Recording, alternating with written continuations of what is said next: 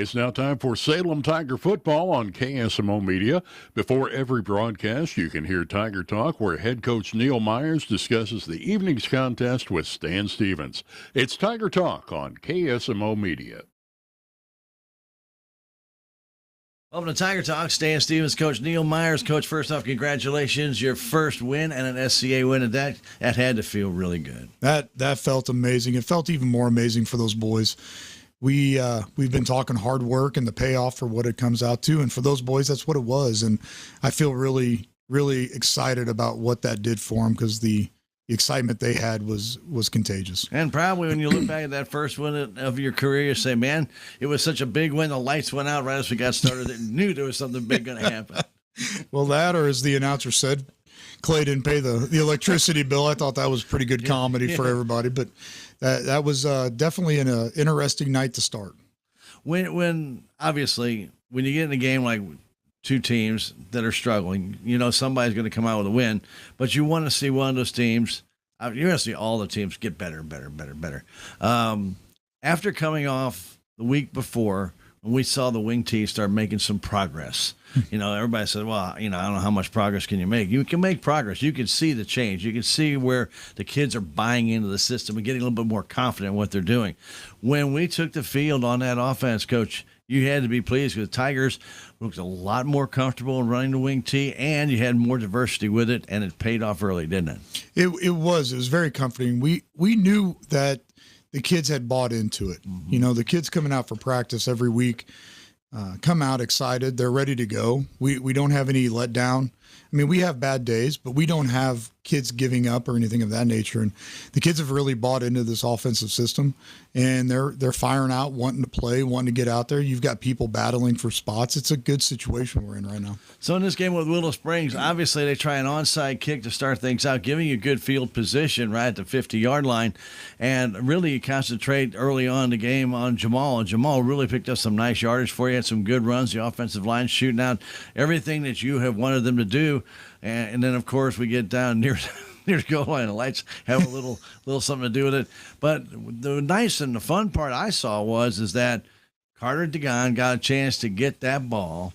And when he did, and you reverse things up a little bit, just a little bit different, Willow Springs had no clue what you were doing. They were so far leading over for Jamal that when he got around the end and you saw him going in the end zone, I thought the kid was going to dance before he got to the end line because he was absolutely pumped and thrilled. Well, having Jamal hammer that right side as much as we do, that really sets that counter up. Then I think when Carter got it, I'm pretty sure his eyes were as big as the ball was making his way to the end zone, but got to give credit to Carter where it's due. He's quicker than what you think, and he is, as the newspaper said, he's a little bowling ball. And when he gets going forward, there's not much that's going to stop him from going forward. And when he got to the outside, there was nobody who was going to catch him. And so it was good to see that young man get the touchdown. He, again, ecstatic players are what you want to see in high school, because that's what gets them motivated to keep going and getting better, because now they see what you've been coaching works. Yes, and that confidence, you can't replace that with anything, can you? No, that confidence has been something that we've needed all year, and just the amount of uptick in just practice this past week, even the carryover from that confidence boost from this past week's win was tremendous and helpful. And then the defense comes out and does their job. Tigers get the ball back, and a couple of beautiful passes by Everett Campbell in this game, and this one was one of them, not to Hayden Sanders. It was absolutely perfect on the money. Hayden right in stride takes it for a 41-yard touchdown pass. Again, you have to be thrilled getting the pass blocking that Everett needed to get that throw off. Well, it was funny when Everett came over, he said, I just had to calm down. And he was spot on. That's something we had talked about all week in practice, because he was a little quick with it.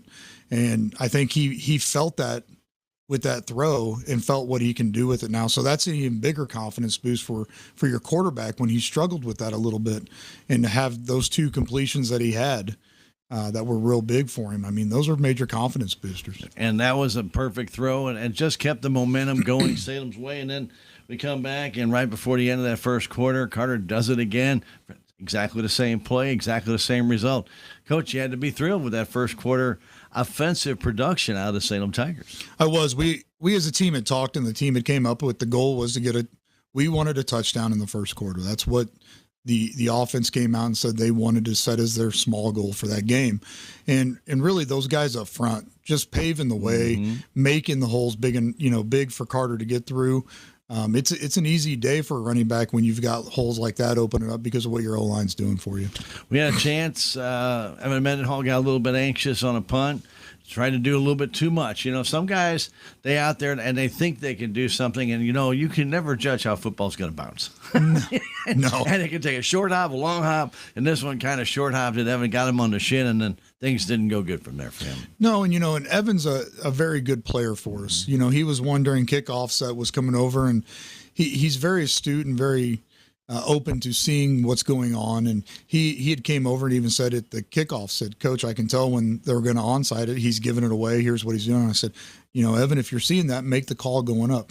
You're going to have that sometimes in the punt team. Oh, sure. For a return man, there's such an indecisive part in there. Do I go catch it? Do I let it bounce and try to take it off the bounce? And I think that's all that happened to Evan at that point. Yeah, he was looking for that ball to come up, and it just didn't. And the next thing you know, you're moving forward, ball hits your shin and goes behind you. You're in a bit of trouble. But the Tigers defense again held back, and we get a nice run from Jamal, gets his touchdown. That had to be nice for you because he really, I thought most of the night on his runs, Coach, he was reversing field. He was actually looking at what the line was giving him and adjusting accordingly. That's really about the first or maybe second time this year that I saw him being aware of what was in front of him and looking at the field, seeing the field as a whole. Jamal's really starting to come into his own as a running back. I mean, he's got the skill, he's got the size. He can, he carried a lot of that workload before in those first first three touchdowns for the offense. So to see him be able to see that and start having that ball carrier vision, that's only going to help us as we continue going on. Wow. And it's always nice to see the distribution of the ball pay off for everybody. And then, we didn't see a lot of Gover early on. But then as the game went on, a little bit of change there, and then even Everett took a few shots at it, a little bit of option football there where he was able to get some good runs. So you had to be thrilled with the rushing attack of the Salem Tigers throughout the game. You just said it. Very thrilled. The O-line really helped pave that way for all those guys up front. And I think those guys back there in the backfield will say that to you too. Mm-hmm. They know that the O-line was moving people and getting the holes created that they needed to for them. So in that second half, Gover gets his opportunity to shine, and I thought his run up the middle was a good power run. He just kept dragging guys with him. He's a load, isn't he? He's bigger than what a lot of people give him credit for. We actually were joking with him on the sideline. We were calling him Michael Jackson because at one point it looked like he was just glide walking. His response to us was, I was finding the hole. And I can't complain with that when he's moving forward and looking for that hole as he's going. So probably one of the most, and I think maybe unexpected plays, is the pass from Campbell to Ragsdale. And what a heck of a catch by Hayden Ragsdale, reaching over his shoulder. And give credit to Everett. He only put that ball right where one guy could catch it, and that was Ragsdale. And he had to make a heck of a catch to get it in. But, Coach, not a guy you would see as a receiver out there. You watch him in warm-ups. Of course, a lot of guys get a chance to catch the ball in warm-ups. But when he made that catch, I was highly impressed with the way, not only did he brought the ball down, but his way of catching it with his hands, bringing it down, and then maintaining control. Coach, that was very impressive for that young man. Hayden's one of those kids that will go out and give you 100% in everything he does. It's actually funny. This past week in practice, we were running routes on air, and I don't think he could catch a cold. And I said, you know what it is? I think he's got to have somebody on him. So we started acting like we were guarding him, and he caught everything. So I don't know if it's a just mental concentration piece with it, but he's got deceiving hands for what he brings to the table for you. Well, it sure was a fun offensive night for the Salem Tigers, and that's one I'm sure that you've been looking forward to this very first day you started coaching and see what these kids could do. And I think you finally saw some very, very interesting things where some of the kids are actually starting to buy into what this is. When you can tell a kid, you'll see the field in front of you, react to the guys blocking for you. If you see a guy blocking to the left, follow the man. If he sees you got an opening there, make adjustments. And that game with Willow Springs, Coach, I saw a lot of adjustments by runners. I saw a lot of adjustments by our linemen to get out in front of guys. I thought it was just an excellent A-plus effort for our Salem Tiger offense. I would agree. I thought we had very good output from everybody involved in that. When we come back, we're going to talk a little bit about the defense in the game against Willow Springs Friday night, homecoming game, and we'll come right back with that in just a moment. Propane is the energy for everyone, especially farmers like you. It's a single energy source that can fuel most anything on your farm. From irrigation and grain drying to building heating, propane has you covered. Reliable, hard-working propane will help you improve yields, protect your land, and save money. See how propane can help meet your farm's energy needs by visiting propane.com now.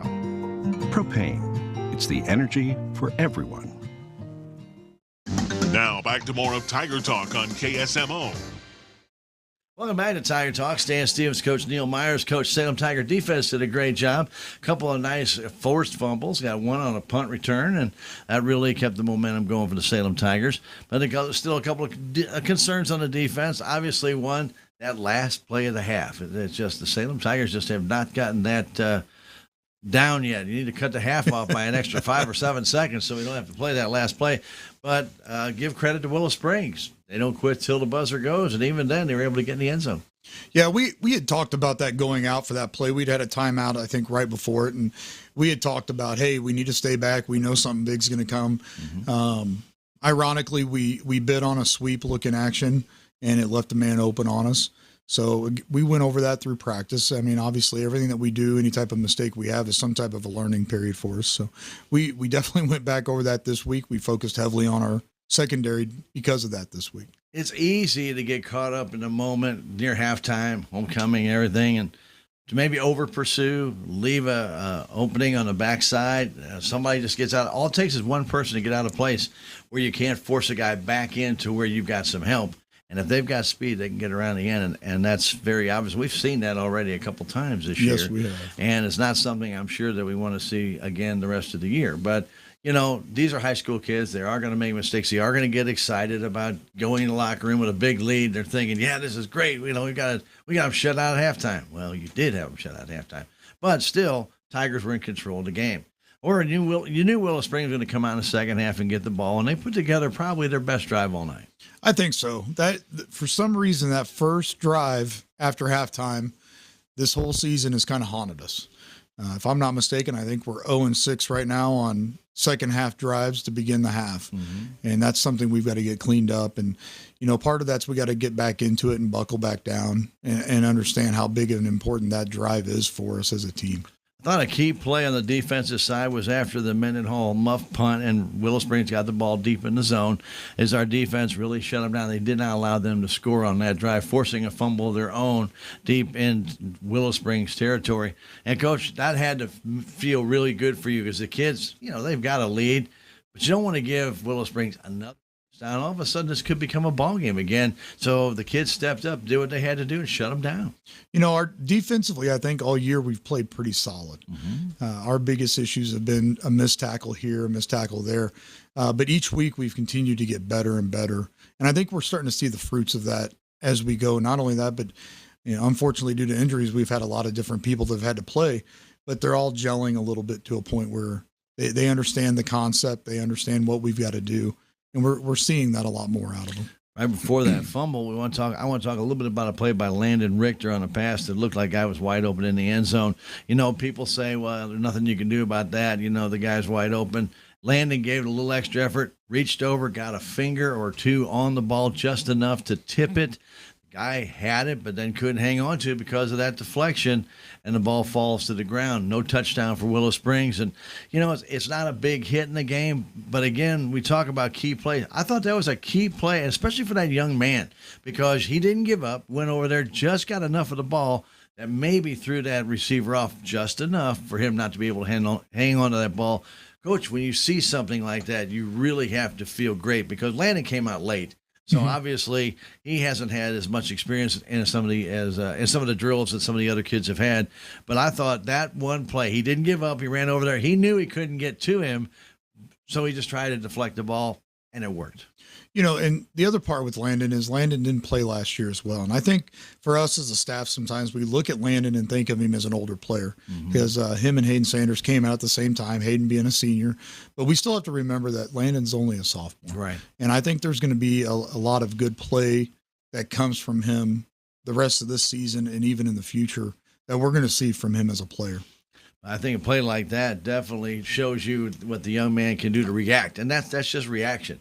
And if a guy can react that quickly and come back off it, but we had a lot of good hits. I thought our defensive line was, well, our linebacking core was really good. They were really able to shut down Willow Springs, limit the amount of yards that they got.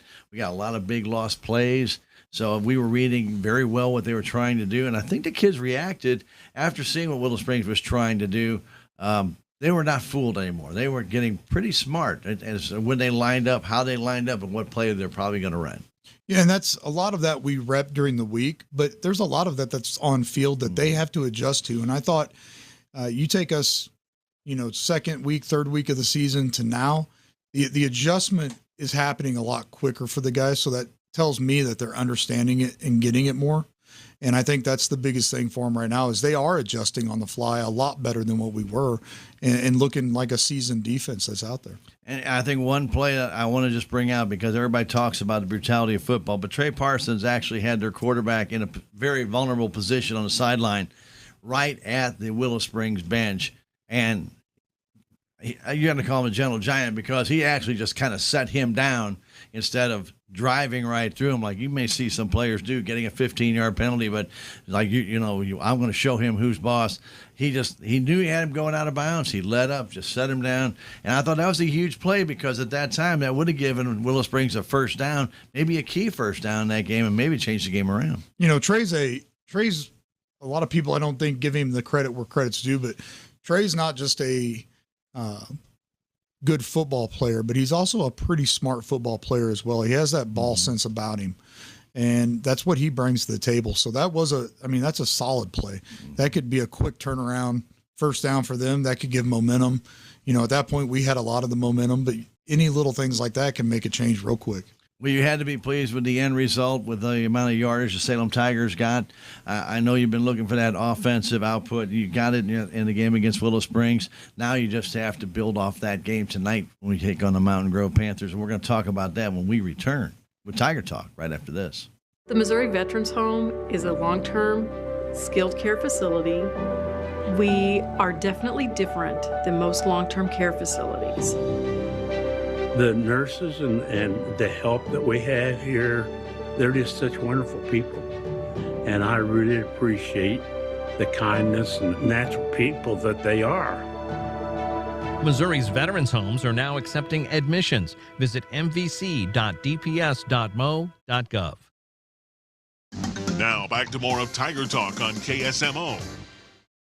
Welcome back to Tiger Talk. Stan Steve's coach, Neil Meyer, coach of Salem Tigers, Mountain Grove Panthers. This is an old rivalry, probably dating back to the Flintstones. But I mean to tell you, these two teams usually don't like each other. They come out, they usually like to play the good old-fashioned smash-mouth football.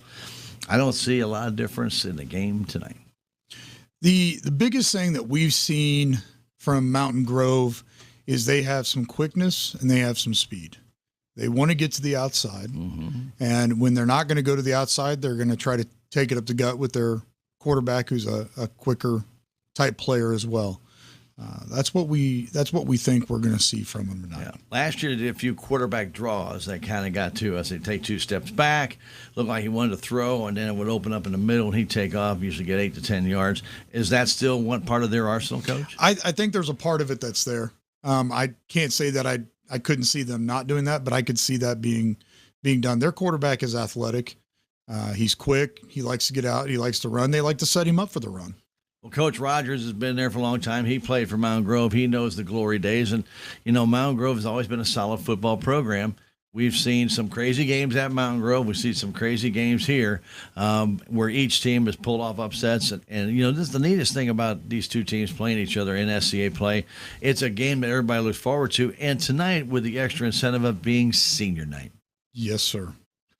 Those seniors are going to get saluted, and that's a big night for them, isn't it? That is a big night for them, knowing that, I think for those seniors, knowing that it's the last night that they're going to be able to guaranteed to step on that field is a big piece for them. And that's going to mean a lot for them, more so than just the game, but on a personal level also as well.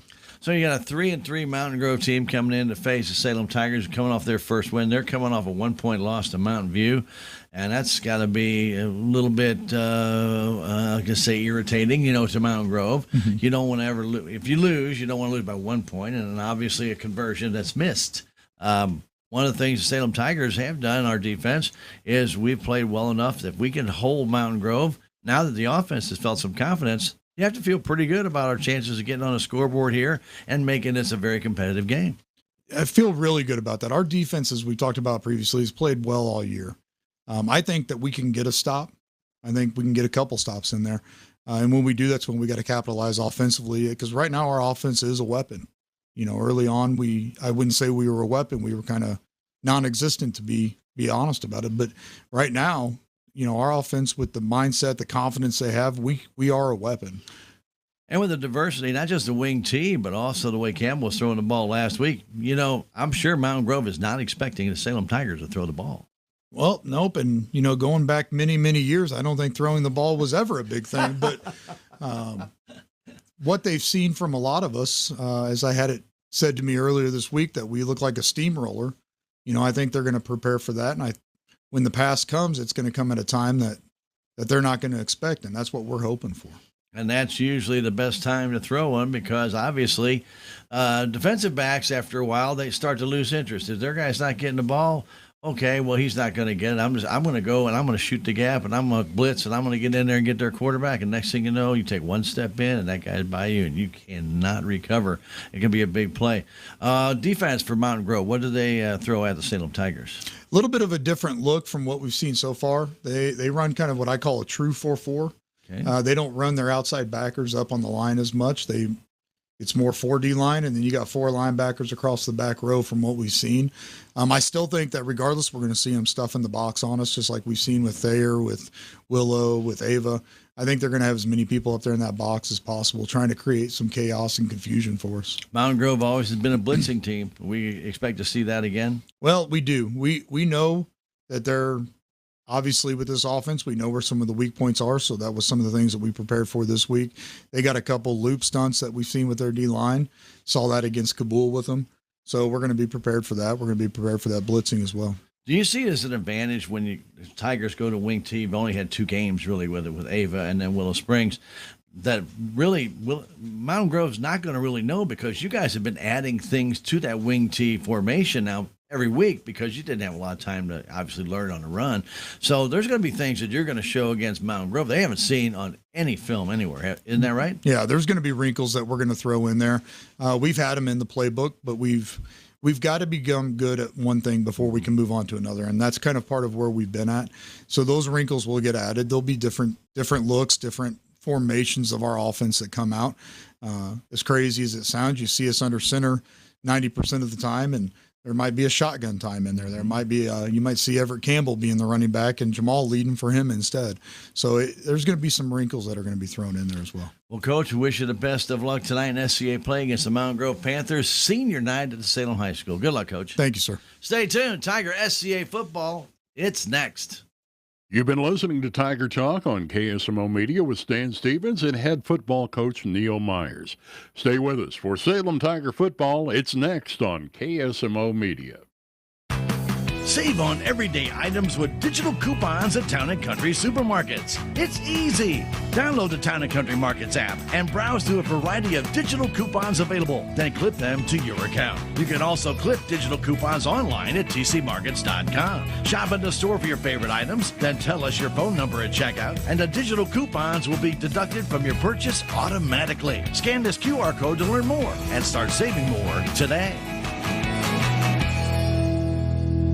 Mid-Ozark Animal Health Center in Salem is here for all of your veterinary needs. From your house cat to a herd of cattle, Dr. Cunningham and her expert staff are here to help. Mid-Ozark Animal Health Center is committed to providing your animals with the highest level of care and support. Schedule an appointment today for checkups, boarding, surgery, supplies, or even 24/7 emergency services for established clients. Stop by or call in today and get the veterinary care that you're Welcome to this KSMO media broadcast of Salem Tiger Football.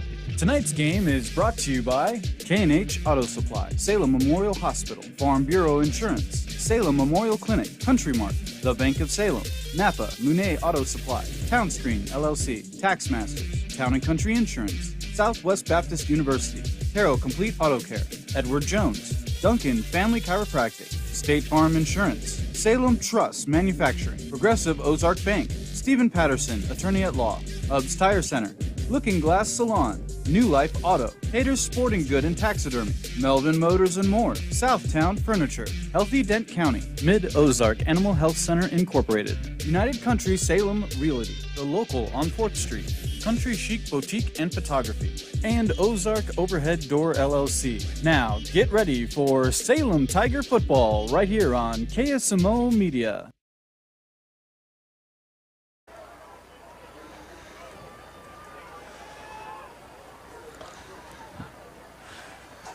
And we welcome you to the Bill Schuchart Stadium, Salem High School football field. Stan Stevens, Rick Hoyt on senior night, bringing you Tiger football. Salem just kicked off, but it went out of bounds, and Mountain Grove is going to force them to re-kick. Yep. And so they have Deep Unger down the right side and Hook in the middle. And I'm sure that Metcalf will again try a little bit of a pooch kick. We'll see how that one works out.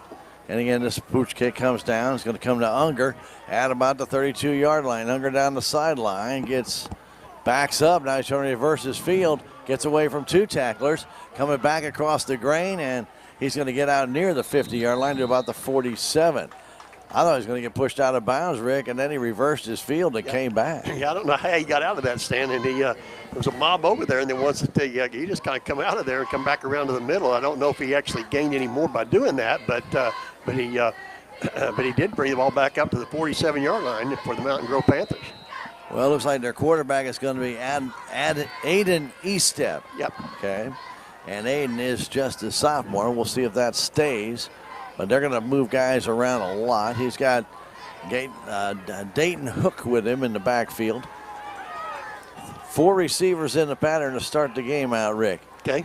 And in motion and keeping it himself is Eastep. He's got a big hole to the left side. Eastep's going to take it for a touchdown. Just that quick, Rick. He's got the speed, and he goes 53 yards. It's 6-0 Mountain Grove.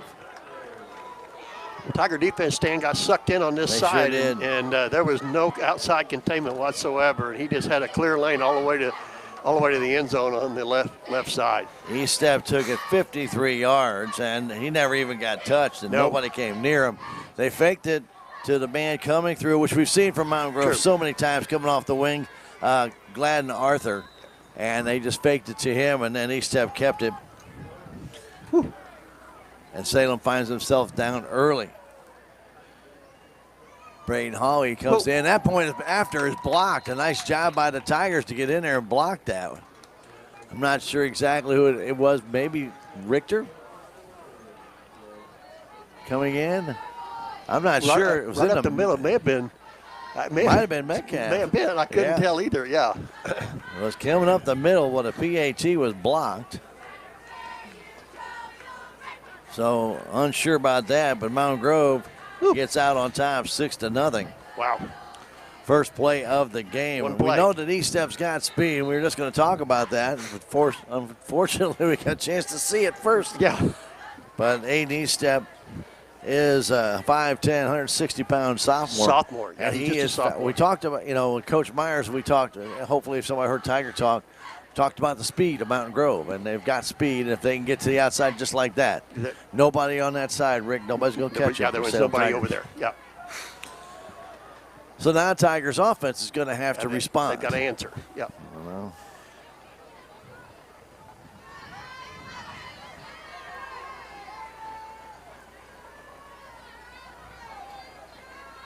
getting ready to kick off will be number 10, Braden Howey.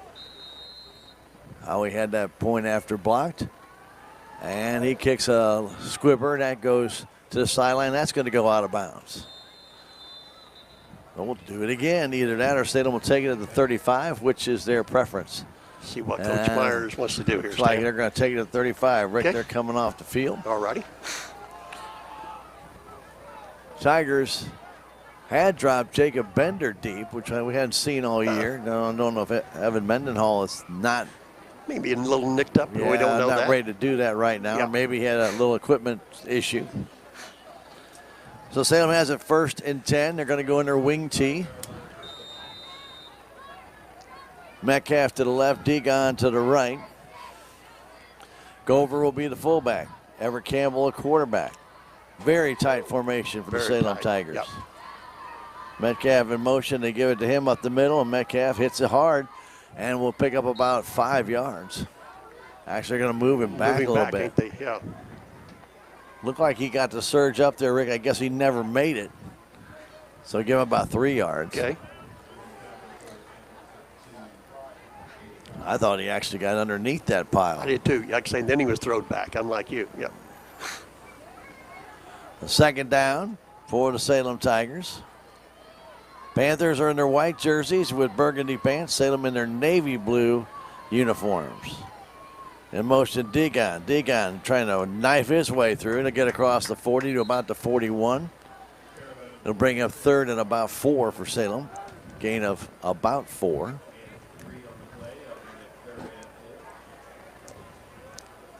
Carter, wide body, when you look at kind of a runner that he is, Rick, he's not going to sneak by anybody. True. No, he's not. He might run over him. He but might ain't run gonna over him, stay- yeah. He's not going to sneak by him. He ran right in that pile and just moved it back a little bit. Again, they give it to Metcalf. Metcalf dives forward for a couple, but he's going to be short. It's going to bring a 4th and 2. So what's Coach Myers going to do here this early in the game? Down 6-0. At his own 43-yard line. And right now he's not sending out or changing to a punting formation. So it looks like he wants to go for it. Yep. Could be a deal. You're 1 and 5. What do you got to lose, You're right? You bet. Maybe a thing here, Stan. You also try to draw them off sides right quick. Well, play clock is down to 15. They got time. Not sure what Campbell's cadence is, Rick. True. And he goes to the middle to Gover. Gover, I think, he's got it. He's very close. I think so. Toby went right up the gut through the 45-yard line. I think he's got it. First down for the Salem Tigers. Nice push, Stan. Nice push by the offensive line. Just get in behind them and just get all you can get, and that's exactly what Toby did. 9:40 to go, first quarter. Mountain Grove scored on their very first play. They lead at 6-0, a 53-yard run by Aiden Eastep. What now? We got some. Now they're going to say that he was short, Stan. What? Wow. Wow. So they changed their mind. Both officials that came from the side had him over the 45-yard line. Yeah. Now they say he's short. Well, okay. There'll be Mountain Grove ball. Well, wow. Apologize for all that. I did not see that change. We were just writing it down. So he steps back out there with the Mountain Grove offense. He goes back to throw. He has a man open down the sideline. That pass is out there and incomplete off the fingertips of Preston Meddy. Meddy's doing a little circle route. Yeah.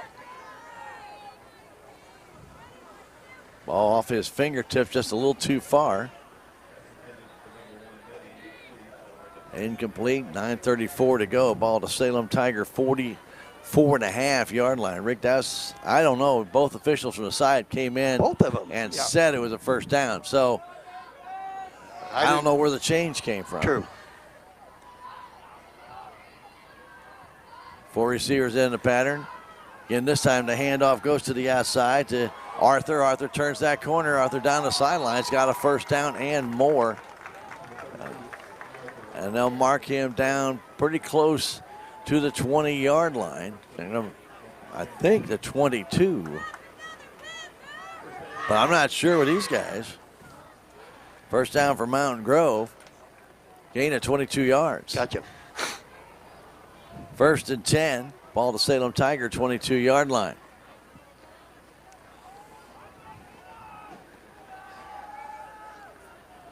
Mayberry wide to the right, trips to the left. Hook the single setback. Eastep trying to go that way, gets a big block. He's got a lot of room to the outside, trying to cut back. He'll go down to the 5-yard line. Richter takes him down there.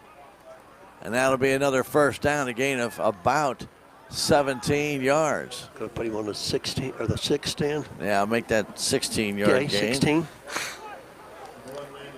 Richter stood his ground and took the man down. Yep. First and goal at the 6. Eastep's got that initial first step, Rick, man. He is fast. Boy, he had a wide open field again, didn't he, Stan? He sure did. Again, 4 receivers out there. Eastep handing the ball off to Hook up the middle. And Hook's, well, not really going to get anything. And May actually lost a little bit. Maybe a yard back to the 7. And now, oh, that's a towel. I was going to say a flag goes down, but that's not a flag. That's a towel. So Hook with a loss of 1. Salem got in there, clogged that hole up. Second and goal from now from the 7. Dowry wide to the right side along with Meddy. Eastep again giving off to Arthur. Arthur with a big bunch of room to the outside. He goes in for a touchdown, but there is a flag on the field right at the 6. There is a flag at the 6-yard line. Holding against Mountain Grove. Yeah. Well, that'll negate that. Sure.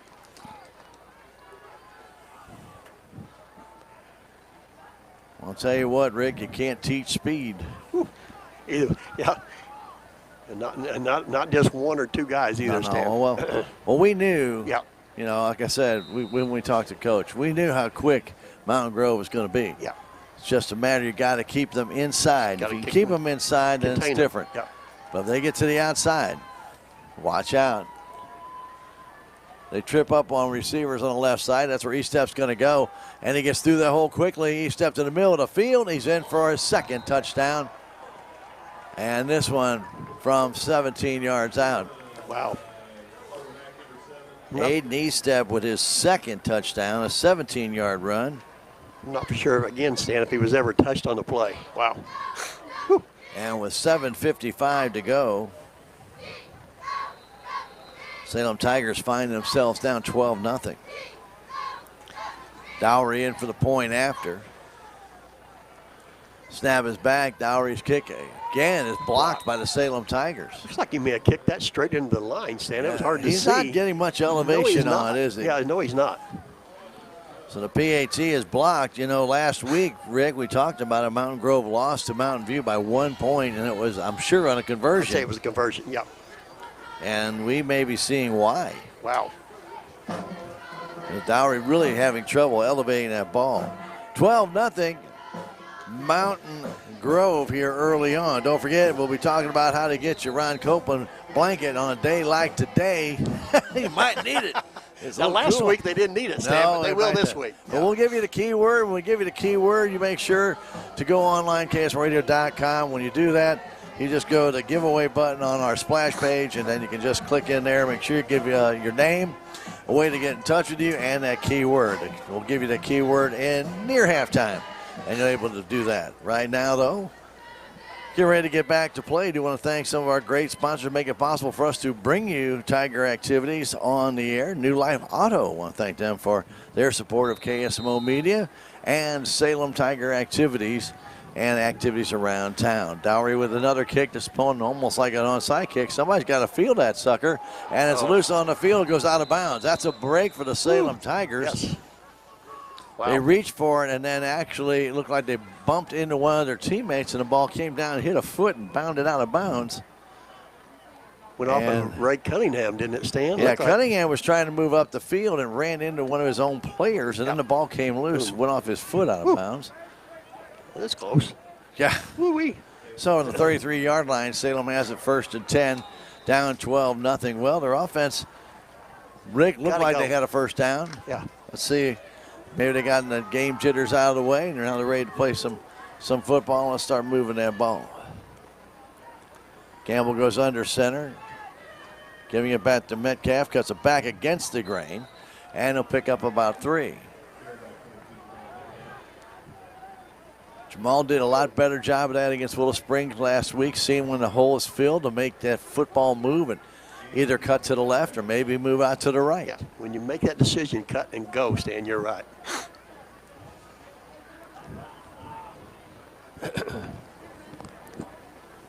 Tigers faced with a 2nd down, 8, 7:22 to go. First quarter, 12-0 Mountain Grove. Campbell under center. We'll give this one to Degon, trying to get to the outside. And, he's taken down after a short gain. He got a high tackle on Carter. And not much gain, maybe a yard, Rick. It'll be a 3rd and 7. It looked like, Stan, that he had a lane. He just couldn't get to the outside. Well, it looked like it was going to be open to the outside, it did, right? And then and who I can't tell you who it was that filled that hole, but he got him up high. Yeah, he did, and was able to take Carter down pretty convincingly. So 3rd and about 7. Back to throw, Campbell. He's got some time. He's going to try and run himself, and not going to be any room. He'll gain about 3. They'll bring a 4th down at about 4, and I'm sure Salem's not going to chance it here, and they're going to have to punt. Yep. So the Mountain Grove defense holds the Salem Tigers. Campbell obviously had nobody to throw to as Destin Unger gets back to about the 25, awaiting Jamal Metcalf's punt. 6:05 and counting here, about halfway through this first quarter. I don't think we need a hydration break, Rick, of the heat. I wouldn't think so. Yeah. Snap is back. Good pressure by Mountain Grove. Pretty good kicks will come right to Unger. He has it, drops it, picks it up. I think Salem's got the ball, and they do. Yep. Coming up with that ball was Landon Richter. Yep. Nice. There we go, Stan. So the muff punt gives Salem Tigers the ball in Mountain Grove territory. Yep. And Salem will start this drive, Stan, on Mountain Grove's 39-yard line. Unger tried to take it in motion. We saw that happen last week, Rick. True. In and out of the hands. Ball the 39-yard line. Keeping it is Campbell. Trying to cut against the grain. Nice move with the option. He picks up about 4. Yep. He had to sneak his way past Preston Meddy, and when he did, cut inside Meddy. Yep. And when he did, Rick, he was able to pick that extra yardage up. Yeah. Kind of looked off and like fake pitch, Stan, and then cut that ball back inside. He looked out there. Well, Meddy got a piece of him. Arthur finished him off, but a gain of almost 4 yards to bring up 2nd down. We'll call it 6. Yep.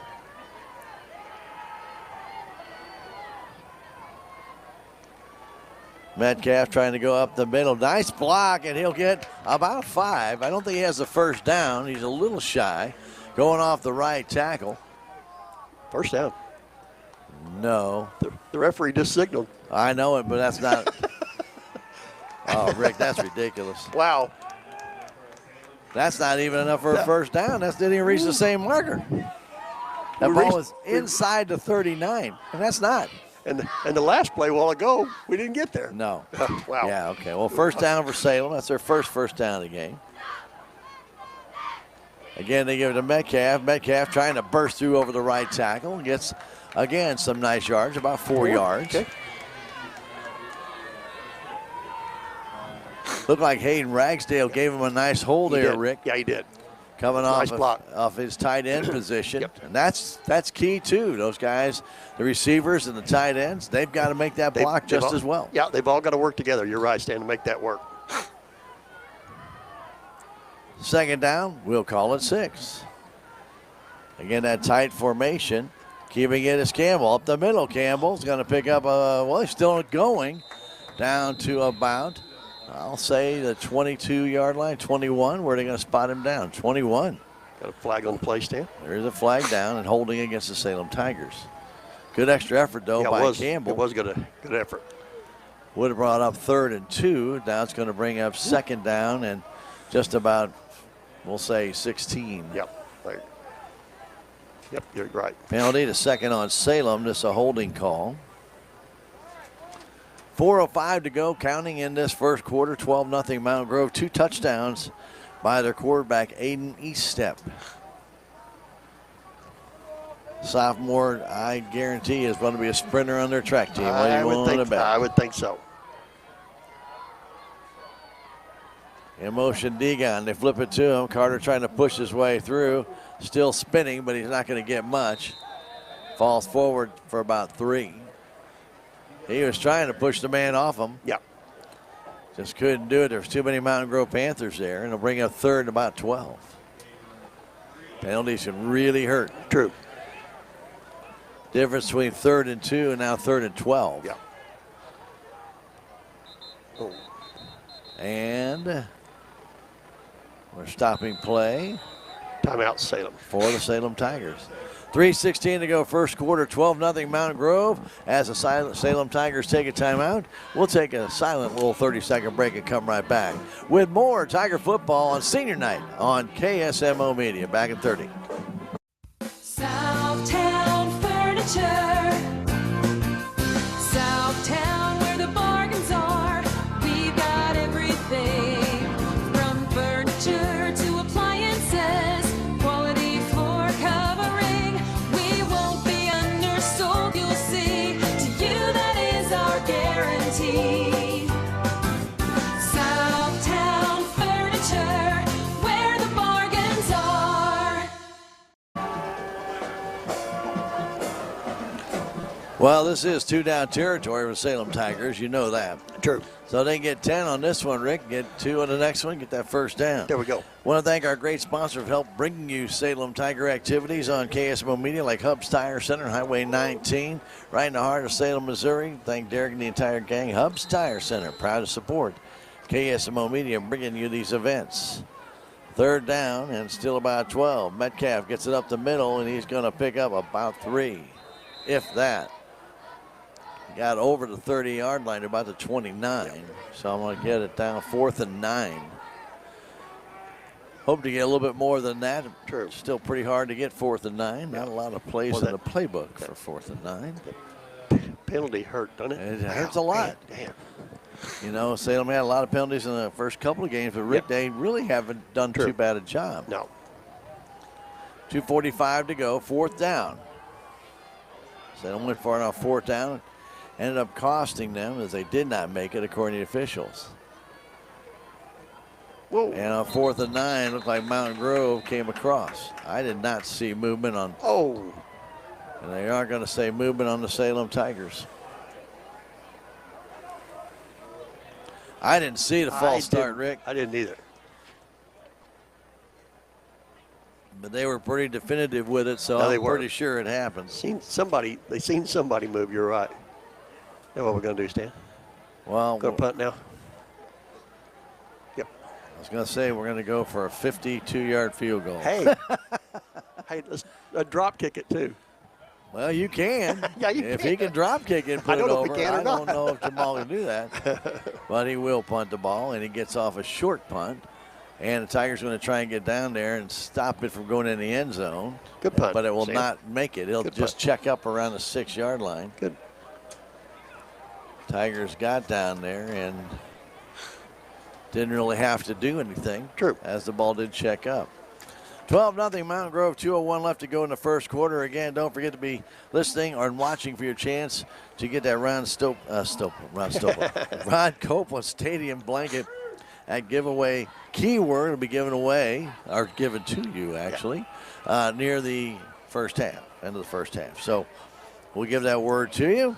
Then you go online, KSRadio.com, go to our splash page, click on that giveaway button. I can't talk tonight. Click on that giveaway button, and then put that name in there and the address or phone number or whatever you need.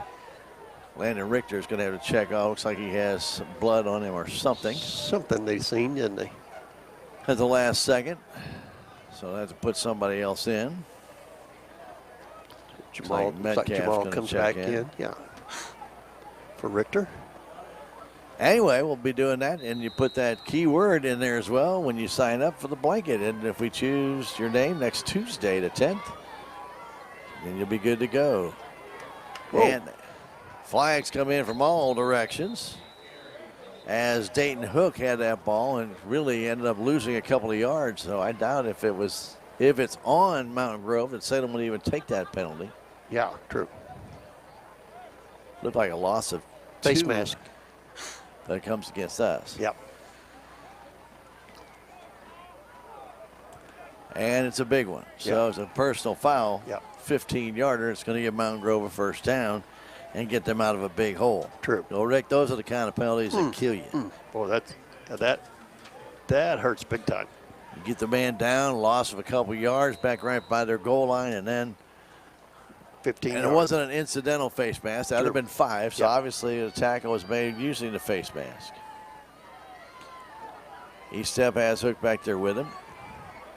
In motion, they hand that ball off to number 1, and that is Preston Meddy. Messi's down the sideline, and he's going to get across the 40-yard line. A big gain for him.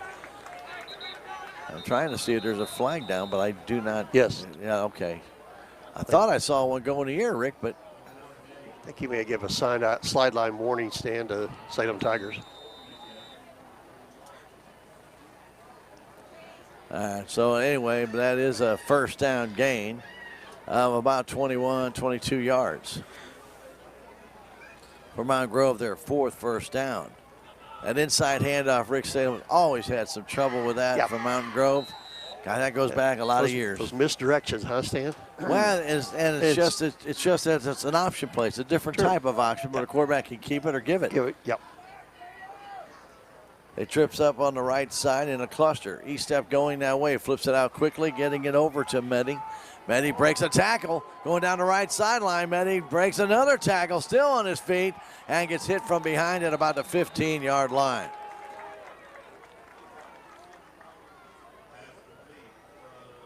"44-yard completion and a first down for Mount Grove at the 13-yard line. Whew. Boy, Meddy, that's a good run by Meddy. He broke a couple tackles. Well, he did, didn't he? And he stayed down the sideline stand, and he just kept outrunning everybody. Got taken down from behind, and they mark him down probably closer to the 12. I don't think he really got that far, but that's where they set him. Okay. At least from our angle, that's where they set him. It might be closer to 13, Rick, but first down for Mountain Grove. Again, deep in Salem Tiger territory. They have a 12-0 lead as we approach the 1-minute mark left in the first quarter. Estep at quarterback, 2-by-2 in the receiving pattern. Coming back through, and he hands that ball off to Arthur. Arthur cuts through and bounces off one Tiger and goes in the end zone for another touchdown. Arthur ran head on with one of the Tiger defenders, pushed off him, and then went in the end zone. So number 32, Caden Arthur, gets the 3rd touchdown with 45 seconds to go here in the first quarter. I'm giving him 13 yards. You're going to go 13? Yeah. Okay.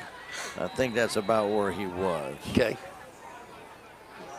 When I looked through the glasses, that looked to be about right. Okay. And again, they're going to let Dowry kick the extra Might as well point. try it till you get it right, huh? Well, you would think. Yeah.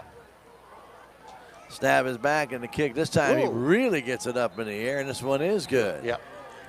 Well, he really blasted He that did that one. one, didn't he? He got that one up. Yeah. So Braden Howry gets that one.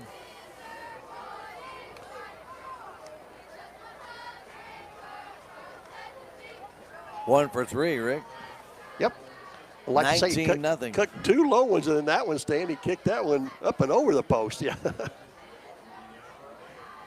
It's senior night here, and the festivities held prior to the game. We want to tip our cap to all the seniors, given their time, be it football or cheerleading or the band, and the band will be saluting, I believe, their seniors at halftime. We will have their performance at halftime, which you'll be able to see. We can't air the music due to copyright infringements, but we will at least be able to show you what their routine looks like. And you'll be able to see that at halftime, and again, along with their senior. I think there's 3 band members that are seniors, something of that nature. I think so. So, band director Gannon Craig and the band will be performing again here at halftime. Final regular season home game, Rick. Wow. It's a fast season. It doesn't take very long. Dowry back in to kick off again. And this time he boots this one good. Bender lets it go. That ball's an active ball, Bender. You better get back there with that going in the end zone. Good thing it went in the end zone. It didn't kick and come back. Yeah, well, we've seen him check up before, Rick. And then doink. Uh-oh. Anyway, a touchback, and Salem will have it 1st and 10 at their own 20-yard line. You wonder, why Hawley has so much problem with it. Yeah. His point afters there. Maybe he doesn't have good footing there, Rick. Maybe. I don't know. But compared to that last kick, Stan, you wonder where that was coming both from. of them, kickoff and that extra point, both been boomed. Kid's definitely got a leg. Yeah, he does. Our Lady Tigers volleyball team will be at Licking tomorrow. Softball being a spring, Stan. Yep. They'll be at Licking tomorrow. Good luck to Coach Atkinson and our Lady Tigers. Campbell back to throw. He's going to get pressured. He gets away and down throws the ball out and incomplete.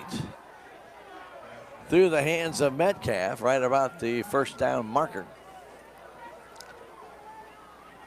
We got out of that pressure, Stan. Yeah, Everett escaped the pressure coming in from the backside. He got away from number 8, Dayton Hook. Was able to get the pass off. The pass was pretty much on the mark, but I think it might have caught Metcalf by surprise, probably thinking he wasn't going to be able to throw it. 37 seconds left to go first quarter. 2nd and 10 from the 20-yard line.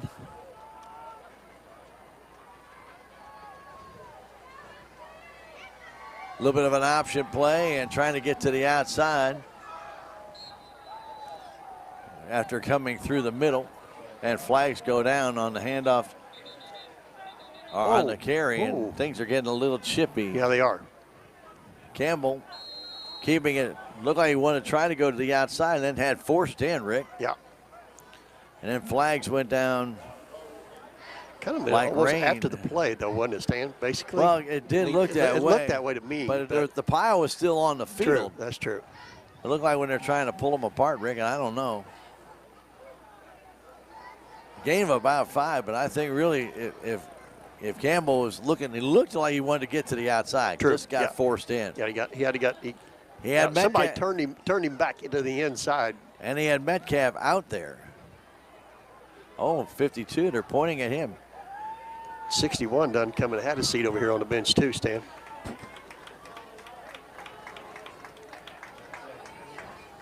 Offsetting penalties, Rick.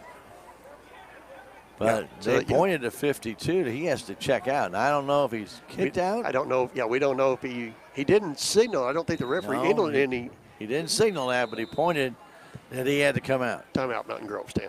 And the Panthers, with 25 seconds left, do call a timeout. Well, that was an interesting scenario right there. And now after that play, I guess he could go back in after the timeout. 19-0 Mountain Grove. We'll take a 30-second break and come right back. This is Tiger Football on KSMO Media. Salem Memorial District Hospital believes that our community deserves the very best health care one could offer. We understand that all physicians need the highest quality images to thoroughly treat each situation. With you in mind, Salem Memorial District Hospital has brought these services home, and that includes our new state-of-the-art MRI. Don't waste your time and money driving long distances. Let us take care of you here at home. Salem Memorial District Hospital. Every patient, every encounter, every time.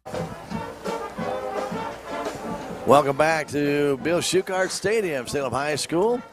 Well, Rick, Salem Tigers, 8th graders, 7th graders played last night. They both lost to Houston. 7th graders played a good game, lost 8-0, and the 8th graders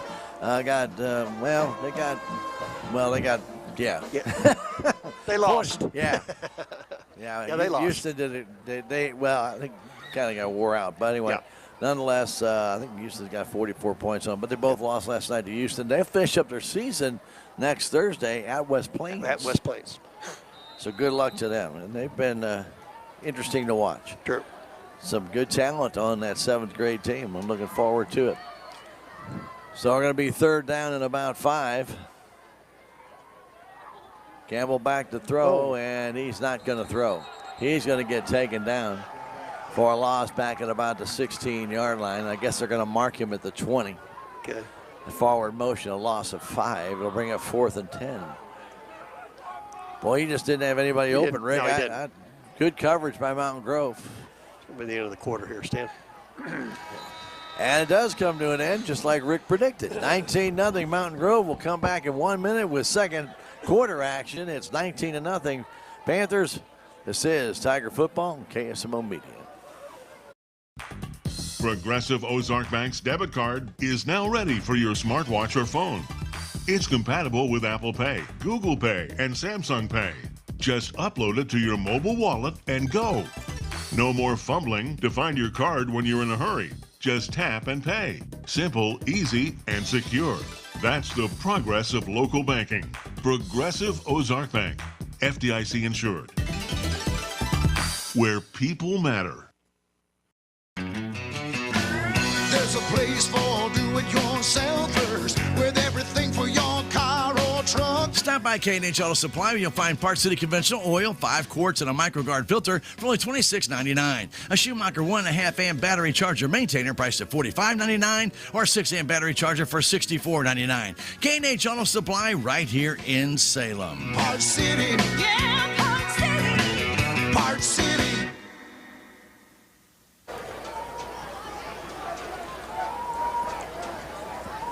As we return to the Salem High School football field, Jamal Metcalf will drop back to punt on 4th down and about 10.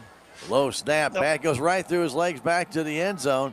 He's going to have to try and run now, and he's going to get to about the 10. Now he tries to kick it, and it does end up going out of bounds at about the 23, 24-yard line, Rick, I'm thinking. Maybe 26. Yeah, somewhere I'm like to say, I was thinking about the 25 is what I was thinking. Rick, there had to be, I'm guessing, and I don't mean this in a bad way, had to be somebody downfield. You would have thought by then, wouldn't you? Yeah. So they mark him out at the 23-yard line. It'll be Mountain Grove ball. Snap went right through the legs of Jamal. He tried to get outside and kick it. He's running the wrong way to kick with his right foot, I'm telling you that. Give the young man a lot of credit. He got the punt off. He tried to get it out there, isn't it? Yeah. That net's a 3-yard punt, by the way. And I don't know if the player, A.D. Step, may have gotten a little piece of that. A little piece of that, yep. That's a good way to lose your quarterback with a kick in the face. Oh, that's possible. Yeah, I mean, it's possible, yeah. On a play like that. This is just a broken play, and that's how things get crazy. So he stays in a quarterback. 2x2 in receiving core. He step, looking to throw, fires that ball out, and it's caught to the 19-yard line. Taken in there by Howery, number 10. Howery.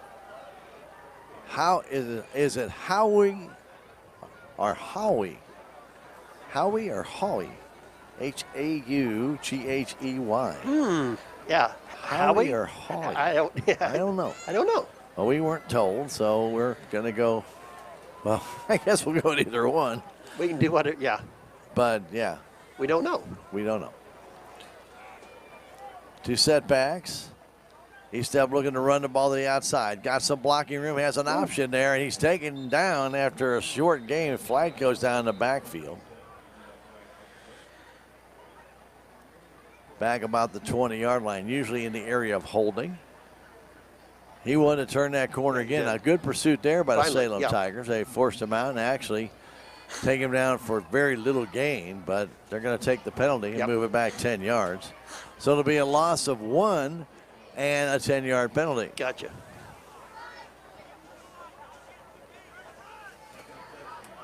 So the ball back at the 30-yard line. Just underway second quarter, 19-0 Mountain Grove. He stepped with 2 touchdowns himself. He's looking to throw. He stepped, wants to run the ball up the middle of the field, and he's taken down as he gets about 7 yards.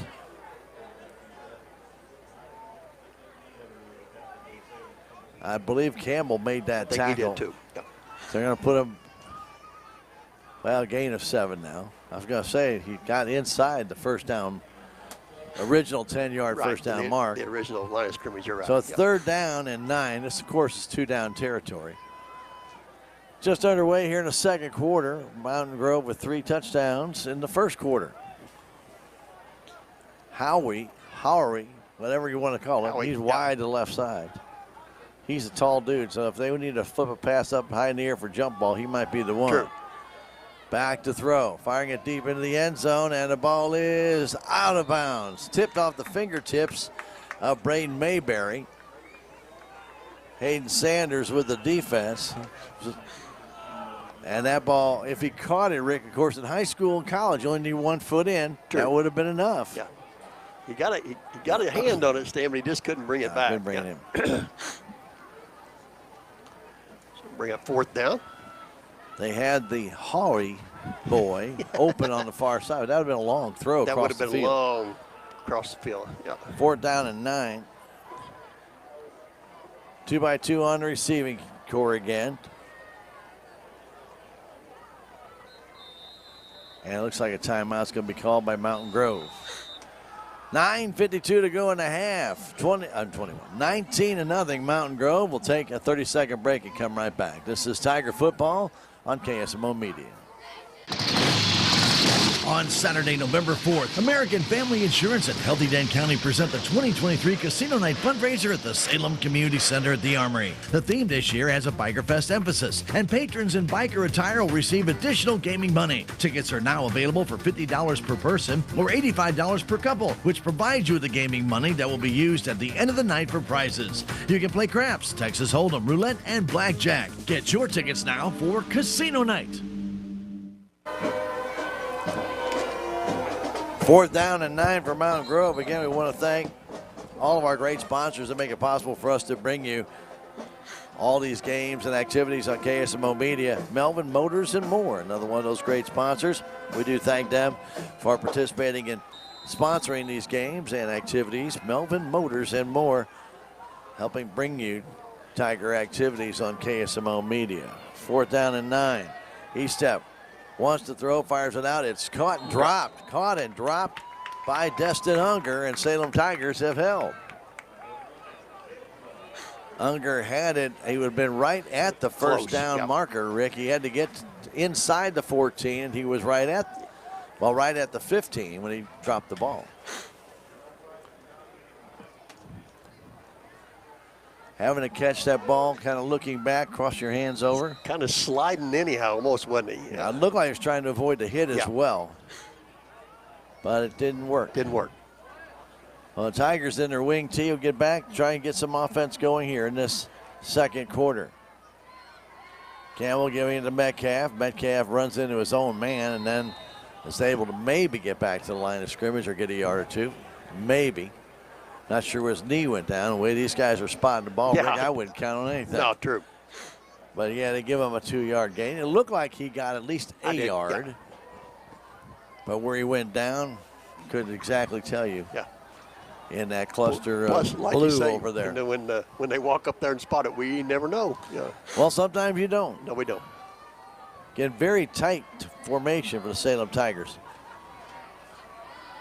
And trying to get something going. Looked like a handoff to Gover and didn't get much. There wasn't nothing there, Stan. But Rick, I'm watching Mountain Grove. They had 11 guys in the box. Yep. Oh, I'm sorry, 10. They had 10. one guy outside the box at free safety. Wow. One guy. That just happens to be a Estep. So he's playing the free safety. Yeah, he was the only one out of the 5-yard box. The line of scrimmage. You're going to have to loosen things up. Right. You're never going to be able to run through all that. No. In motion, Metcalf going back. Campbell got pressure, fires the ball deep and intended for Sanders and through the hands of Estep and incomplete.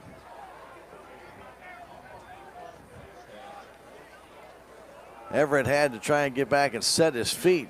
Yep. And Rick, in doing so, Sanders, who was double teamed, the only really receiver in the pattern, never really had a chance at that ball as Estep was closer to it than anybody else. They'll bring up 4th down. And again, Metcalf back in. Unger drops deep for Mountain Grove. He's muffed one already. We can always ask for another. Yes, we might as well. Can always ask. Yep. 8:24 to go in the half.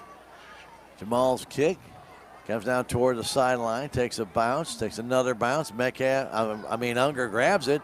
And then the Tigers run right past him and finally bring him down right around the 48-yard line of Salem. Again, we've seen that before. They did that in Knob Noster, Rick, where they got up to the player and they ran right by him instead of stopping in front of him because he has to come back against where you're coming from. Why would you go by him, or why would you stay on the side and leave the middle open? Don't run by him. Yeah. I don't get that one. Players got, a little bit. Got to break down. Yeah. A little bit of common sense right there. The guys, if he's going to run around you, that's different. But you got to get in front of him. Can't give him that easy out. Handoff up the middle and trying to skip away is Betty, and Betty's going to pick up about 5. Preston Meddy. He's a junior, 5'11", 175 pounds. Yeah, a lot of these guys coming off the wings. They have the wings and the slots out there. Mountain Grove has been famous for that, but mostly slots. True. They used to do more of a wing tee, and then they moved it out to the spread offense with the slots. Bit, yeah. Having the slots come in motion, which is in effect is basically the same as a tailback coming off the wing tee. In effect. Yeah, true. But you got a little bit more momentum because you're in motion. Second down, we're going to call it 5. E-step takes it himself, trying to get to the outside, and there should be a flag there. There should have been. Was thrown. Yeah, you've seen the same thing. And a first down for E-steps. He gets out of bounds at about the 30. Parsons was grabbed onto. You can see that, Rick. But no call. They're going to put him down to 29-yard line. And 14? 14, yep. First down for Mountain Grove. They're 6th of this first half, 7:14 to go. First down at the 29-yard line, near hash mark. Salem will be on the road at Mountain View next Saturday afternoon. I know, not Friday night football. Saturday afternoon football at Mountain View. 2 o'clock game time. We'll be there to bring it to you on KSMO Media. First and 10, E-step on the option, keeps it himself up the middle, breaks through tackles, still on his feet, cuts against the grain, and he scores his 3rd touchdown. A 29-yard run by E-step, went to his left. He had the option play on Rick, could have pitched it out, kept it himself. And with 7:05 to go in the half, E-step's 3rd touchdown. This one a 29-yard run. And the Tigers trail at 25-0. Boy, that was a pretty good. That was a run, Stan. I was watching it. I can see you in there, and that he just picked his way through. Snap is back. That kick is up, and it looks like it's off to the left. It's no good. Howery really got a lot of that one too, but there's something going on there at the line of scrimmage. I don't see a flag down. I don't either. Offside against Salem Tigers. Okay. I still don't see the flag. I still didn't see a flag. Oh, he dropped it. No, there's a guy down there. No wonder. Oh, okay. Sideline maybe photographer, and he dropped it right there. So Salem getting hit with a penalty. They may go for 2 here, Rick. Yeah, true.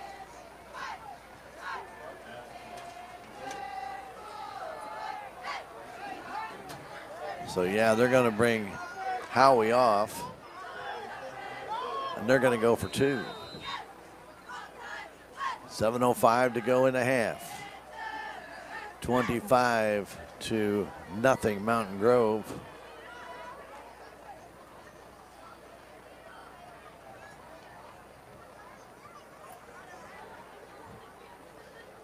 E-step will have 2 backs with him. Give that a ball off to Meddy. He didn't make it. He didn't get there. Nope. Meddy falls short, so the 2-point conversion fails. And it's 25-0 Mountain Grove. E-step with 3 touchdown runs. Touchdowns. Yep. And Rick, those 3 touchdown runs basically have him at 100 yards right there. Yeah. I've got him at 136. You've got 53, 17, 29. If my math is correct, that's 99 yards on 3 touchdown runs. 25-0 Mountain Grove. Again, we want to thank our great sponsors for helping bring you Salem Tiger sports and activities, as we'll have praise and stuff coming up here as the holidays arrive. Mid-Ozark Animal Health Center Incorporated. I want to thank Ashley Cunningham and them for helping sponsor KSMO Media. And don't forget, listen in right before halftime for the key word today in our giveaway of another Ron Copeland, our state representative blanket. Oh, it's a good have that blanket tonight. It's cool outside. It's cool out here. And your chance to win doesn't cost you a thing. All you have to do is Go online, KSMORadio.com. Click on our splash page. There's a little giveaway button there. Just click right on it. Put in that keyword we give you, and then also your name and a way to contact you. And we'll go from there. That ball off Bender's face mask. He tries to pick it up, dive forward, and he does to the 24-yard line. That ball hit Bender right in the face. What if he lost that in the lights? He could have. Something. Jacob was just there, and all of a sudden, bang. Like, where'd that come hello. from? Where'd that come from? So the 24-yard line, 1st and 10 for the Salem Tigers. Mountain Grove is taking advantage of a couple short fields. Yeah. And they also had a long field to go. They did that drive as well. Tiger offense, again, needs to get a little bit more on track. They flip it back, and flags go down. And a false start on Salem. That's the 6th penalty on Salem for 42 yards. With 6:57 to go in a half.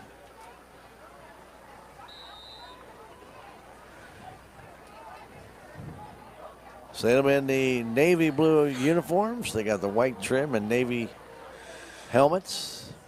Mountain Grove in the white jerseys with the burgundy pants. Metcalf trying to get to the outside. He ran into a wall of Panthers and gets no gain. Be 2nd and 15. Tried to turn to the outside, Rick, and I guess he saw a little opening, tried to cut back in, and absolutely that closed nothing. in a hurry. If it did, yeah, there was nothing there. Nothing. Nothing. My English is incorrect. Nothing was there. Nothing. Nothing. I'm getting nothing for Christmas is what it is. There was no Christmas gift there. There was nothing there. 2nd and 15. Degon, Gover, and Metcalf. They'll try it again. Metcalf runs into his own man. He's going to get taken back, and he'll lose about 4. And mark him down around the 16-yard line. We're making a loss of 3, Rick. Okay. He ran into his own guy. Yeah. There's nowhere to go, and you hit your own guy. We got what, 3rd and 18? Third, about 18, almost 19. Wow. Back inside your own 20-yard line. Not a place you want to be when 3rd and long. Here comes Degon trying to get his momentum going up the middle, and he does for a gain of about 4. Well, they're going to put his knee down back now at the 19, so a gain of only 3. Okay. Well, we've seen that knee spot a lot more with these guys tonight than we have in the past. True. Few games. They've been more of where the ball goes down. And I get it. I mean, where the knee is down, that's where the ball's supposed to be spotted. But actually, where the knee goes down, where the ball is not where the knee goes down. And unfortunately, some of these guys don't get that. I think Salem moved a little bit. I think Richter took off a split second early after the fake blitz by Howie. And I think it's going to cost Salem 5, and it will. False start.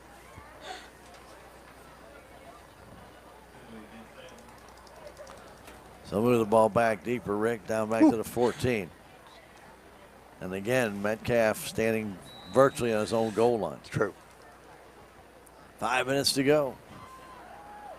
First half, 25-0.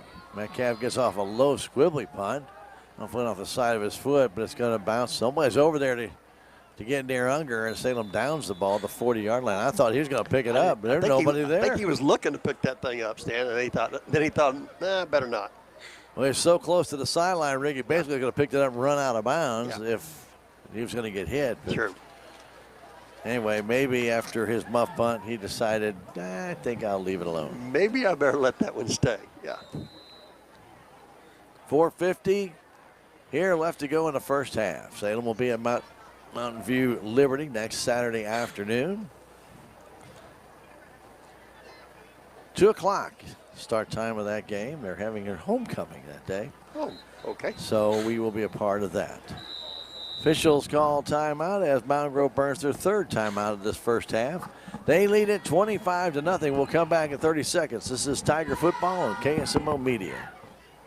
With our outstanding local sponsors, we are able to bring you this and many other community broadcasts. Some of these sponsors include United Country Real Estate, The Local on 4th Street, Country Chic Boutique and Photography, Hubs Tire Center, Looking Glass Salon, Tater's Sporting Goods and Taxidermy, Melvin Motors and more, and On the Spot Auto Glass. Be sure to thank these sponsors for helping bring you Salem Tiger Sports right here on KSMO Media.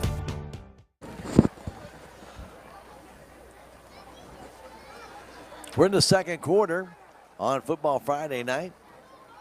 Don't forget tomorrow, Missouri Tigers and LSU Tigers will battle. That'll be a nice game tomorrow at 11 o'clock in the morning. We'll have it here on KSMO Radio. And then tomorrow night, the Blues and the Chicago Blackhawks will tangle in the final preseason game of the year. Regular season starts next Thursday, Rick, in Dallas. It is on, isn't it? It is on. It is on. Metcalf. Oh. The pass comes across to Unger. He has it for a gain of 8, but a flag is down near the line of scrimmage. Actually about 5 yards behind the line of scrimmage. Motion. So a little motion called on Mountain Grove.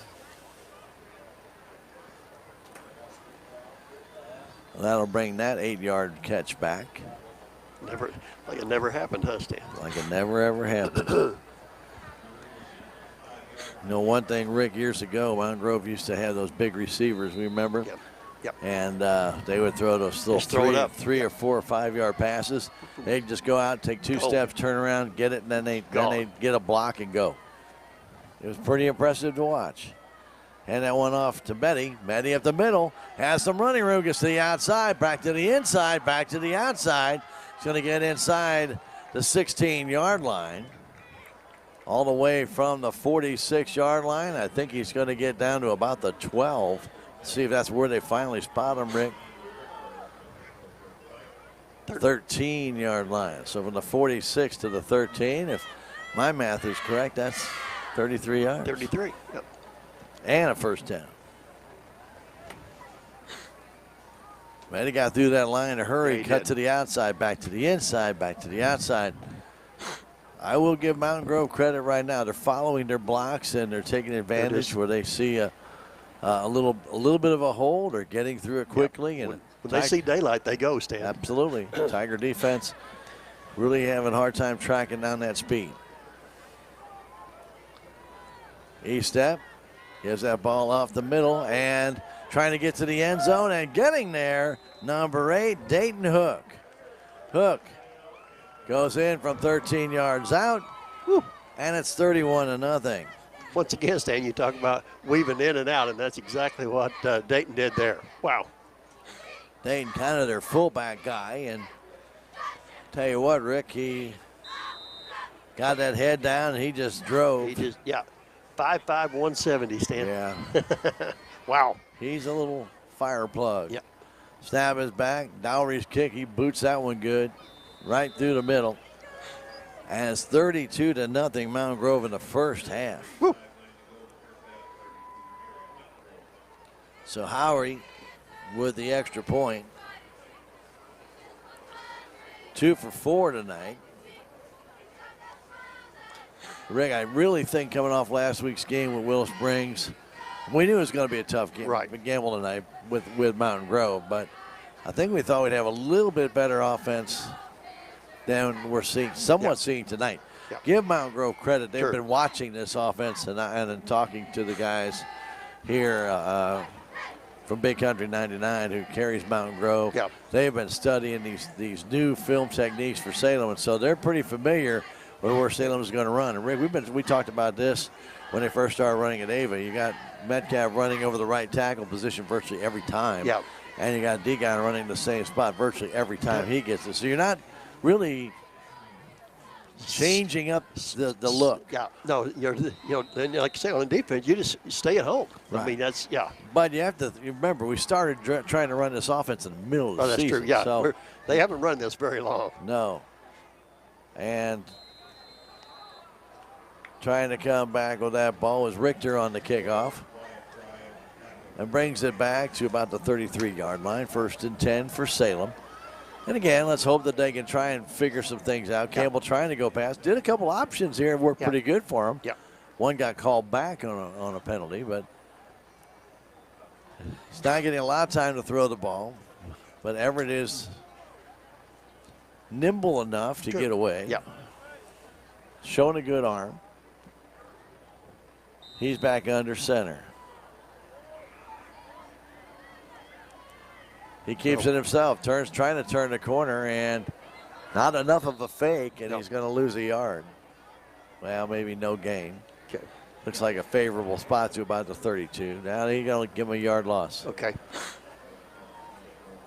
Trying to fake that, but there was no fake. No, there was not. Yeah. No, and here's when Metcalf starts moving that direction, there's nobody there to fake it to. So who you faking it to? So either you're turning and trying to do a little bit of deceitness by going in the misdirection, but there's no fake to that. True.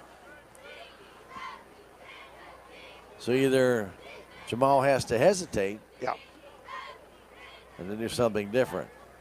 That ball may have hit the ground. Campbell looked to struggle a little bit off the snap, Rick. Yep. He'll pick up about 4 and get it up to the 35-yard line, bring up 3rd and 8 with 2:50 to go in the half. Mountain Grove with a 32-0 lead. Girls volleyball district's been announced to be playing in Owensville this year on Tuesday the 17th. They'll take on the Cuba Lady Wildcats. Seeded 5th, our Lady Tigers.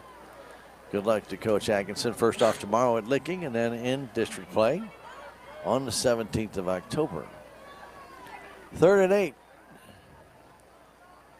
Flip it back to Metcalf. He wants to throw it deep for Sanders down the middle of the field. Ball tipped and almost brought down by Hayden. He almost got that. He was triple teamed. And again, only one receiver out in the pattern. But Jamal with a good pass. Ball was right there, and Hayden almost brought that down.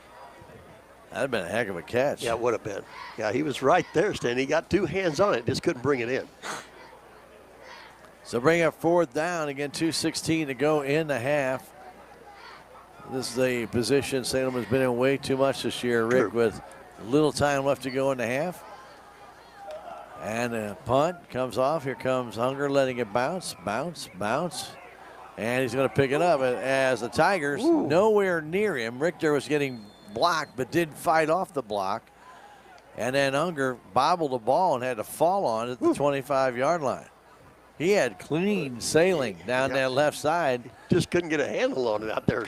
Well, here, you know, as the end guy is going down, you got to fight off those blocks. And Landon Richter did not do that right there. The guy tied him up. Give the guy from Mountain Grove credit. He's tying him up. Yeah, he right? did. Yeah, he did. But you got to fight your way off. And then when you see the guy going for the ball, you can't just ignore him. Yeah. You got to get over there. Yeah, you got to get his direction. You spin, you do whatever you need to do. And if that guy grabs onto you, it's a holding penalty. Yeah, that's right. But yeah, that could have been disastrous right there. But fortunately for the Tigers, that Destin Unger just could not get the handle on that football.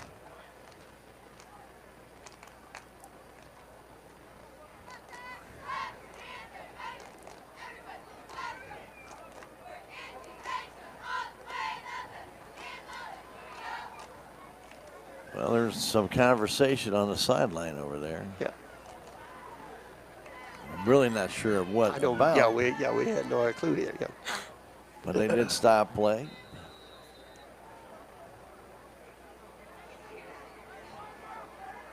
East step at quarterback, and they ball off again to number 8, and getting a little bit of yardage is Mr. Hook.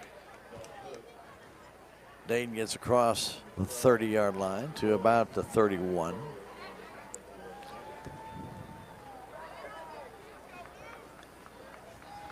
Unger checks out. Coming in the game is Mayberry. Howery wide to the left, and they trip up on the right side with and that ball off at the middle to Mehdi. Mehdi with a good hit. He spun around trying to escape that tackle, but he gets maybe 2 yards.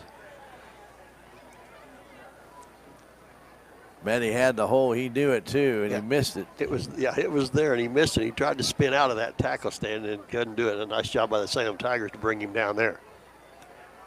Manny, a senior, not happy not being able to get away from that tackle. Down to less than a minute left to go. No timeouts for Mountain Grove. So they're faced with a 3rd and 5. They've got weapons. Way late getting this play in, though. They're going to be struggling to get it off. Down to 5 seconds left. 4 receivers in the pattern. E-Step does get it off. Hanging that ball off number 16, Braden Cutlass. And Cutlass trying to cut back against the grain. Very close to the first down. I think he's got it, and there's a little bit of extracurricular activity starting to go on back in the backfield. Looks like a 6-yard gain, Rick, and a first down. Okay. For, was it Curtis? Braden Curtis? Curtis. Yeah. Cutlass Curtis. Couldn't really tell in the dark here. Yeah. His first carry of the night. True. And enough for a Mountain Grove first down there, 8th.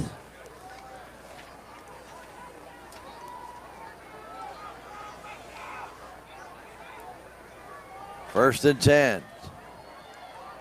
In motion, Unger. E-Step gives it to him. Unger in the backfield. Flags go down with 8 seconds left. Unger's taken down for a loss. I would decline that penalty and let the clock run out. Let's see what the Tigers do. They're going to take the penalty. Either that or was called before the play. But, Rick, they ran the play. Yeah, they ran the play, though, Stan. They let the play go, start. yeah.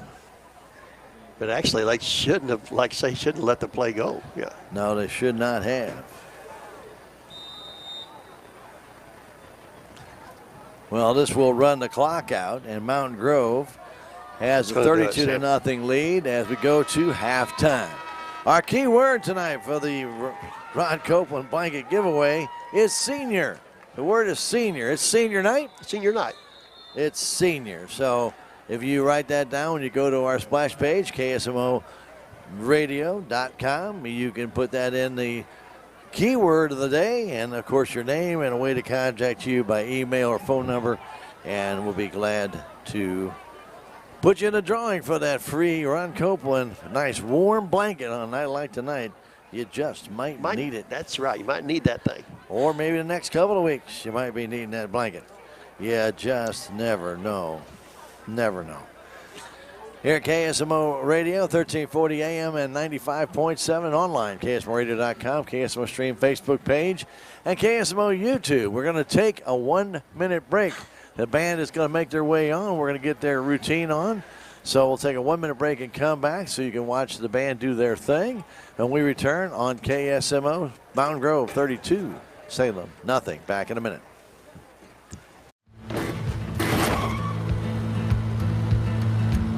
Sorry, Dad. Sure, you could get him a new car. You could also light a pile of money on fire. Because as long as Mr. It wasn't my fault takes the wheel on occasion, maintaining this car is your best option. So keep it running longer, stronger, with quality parts and a whole lot of Napa know-how. Dad, where are you going?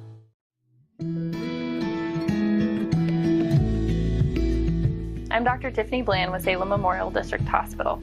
Recently, there have been many changes within our local clinics and hospitals, and you may find yourself looking for a new provider for your children. At SMDH, we would like to reach out to the community to let you know that we do see patients of all ages.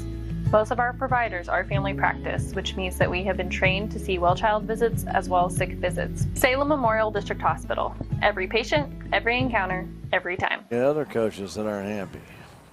Yeah, both of them were out there, huh?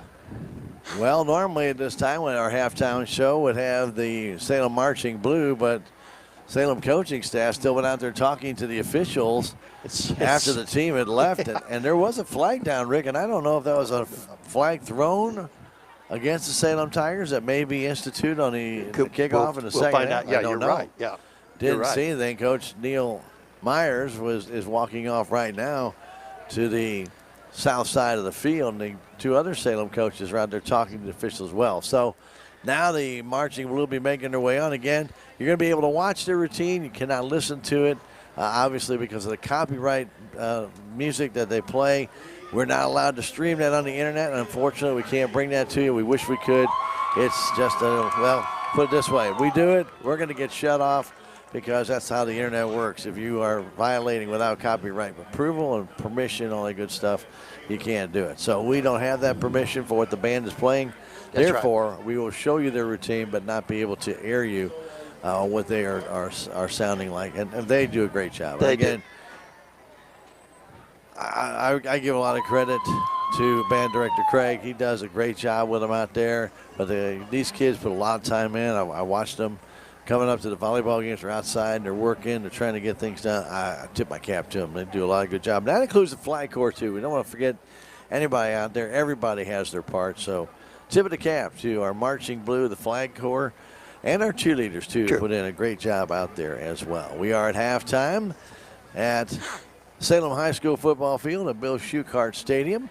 32-0 Mountain Grove. Stan Stevens, Rick Hoyt with you here, and the KSMO media team. And, well, Rick, we knew it was going to be a tough battle for the Salem Tigers tonight. We didn't know if they'd be able to maybe come out with a big win and start and maybe be as offensively productive as they were against Willow Springs. We were hoping for a little bit better offense and maybe be competitive in this game. We knew Mountain Grove would be good. So that part we're not surprised at. No.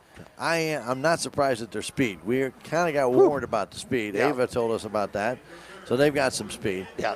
However, I don't think on the little option play to start the game when E-Step took off, yep. I don't think anybody realized just how quick that young man is. Yeah, I think you're right, Stan. That showed you right there. And if Salem Tigers didn't know it, they know it now, right after the first play of the game. Because, like you say, E-Step took off, Stan, and there was no hand on him, on the whole play, and he just took the ball to the outside, cut to the outside, and went, went down the sideline for the touchdown. There was nobody within 10 yards. 53-yard run, and that's how this game got started. And it stayed on that same path. Salem Tigers on their first drive, Rick, looked like they got the first down, a 4th and 2. They went for it in their own zone. Very, very iffy call, I have to say, at best, because two officials show that we were over the 40-yard line. They walked up to that spot, and then after they started to move the chains, they went the other way. Yeah. And I don't know when that decision was made. True. Yeah. We were both looking down, changing our stat sheets. Yeah, I was looking at I was writing down. I looked up and I thought, whoa. Yeah. How did they get the ball? I have no idea. Well, we do want to thank our great sponsors that make it possible for us to bring you these events and even being able to watch the band right here on the KSMO media, and that includes our friends at Tater Sporting Goods and Taxidermy. Right at the corner of 19 and 68, you stop on by and pick up a few things that you might need for the day, and for you hunters, they got you covered, man. You head up that way. So Tater Sporting Goods and Taxidermy, check them out, a proud supporter of KSMO media, bringing you Tiger events. And also want to thank our friends at the local on 4th Street downtown. They broadcast a lot of Salem Tiger football games, a lot of different Salem Tiger sporting events. So check that out at the local on 4th Street downtown. Always proud to have them supporting us on KSMO Media and giving you an option to be able, if you can't get the game at home, maybe you can't project it, they have it there. They have it there at the local. And a new sponsor. Okay. Brand new. Today.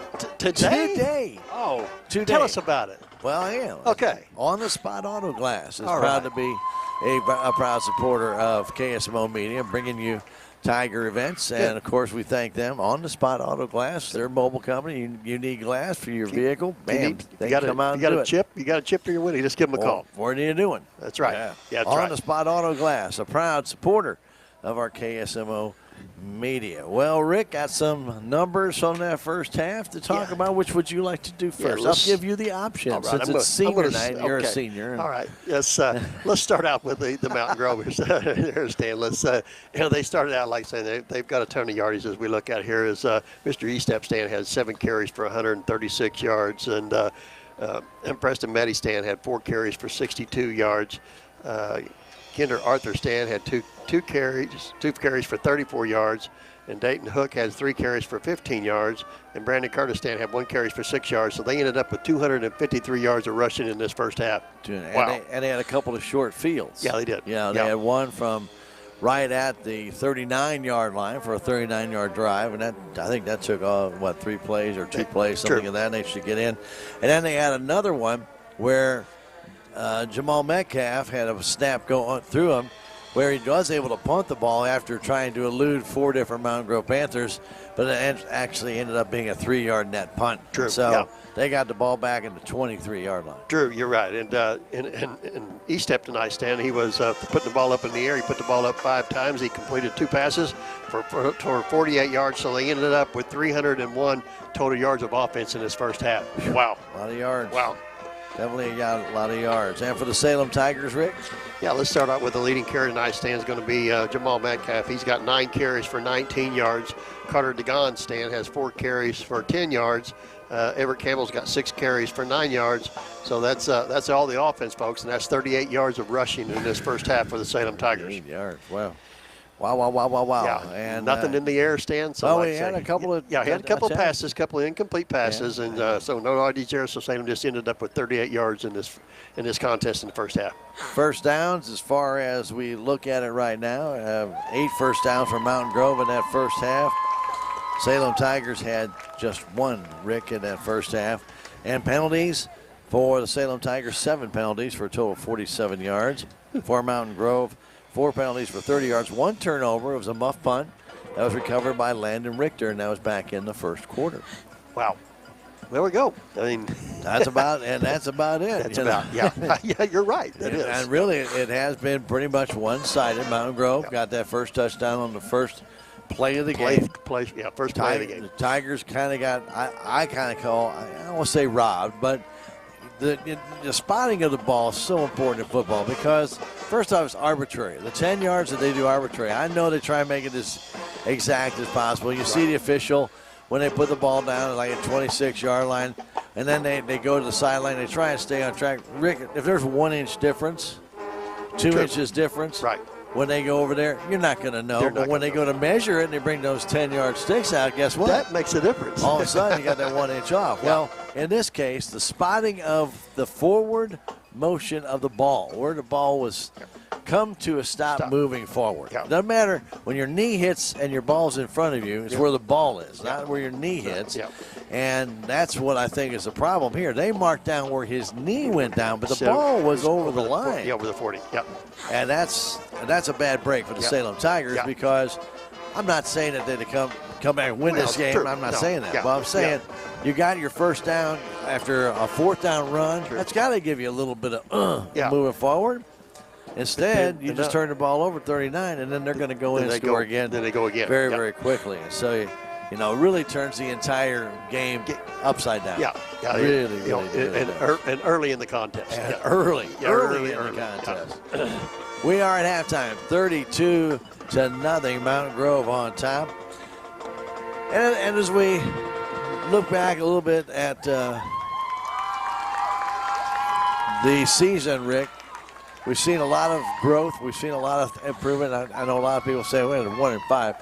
They're 1-5, but there's a young team. Yeah. And a lot of these kids will be coming back next year. Yeah, we saluted seniors that are leaving.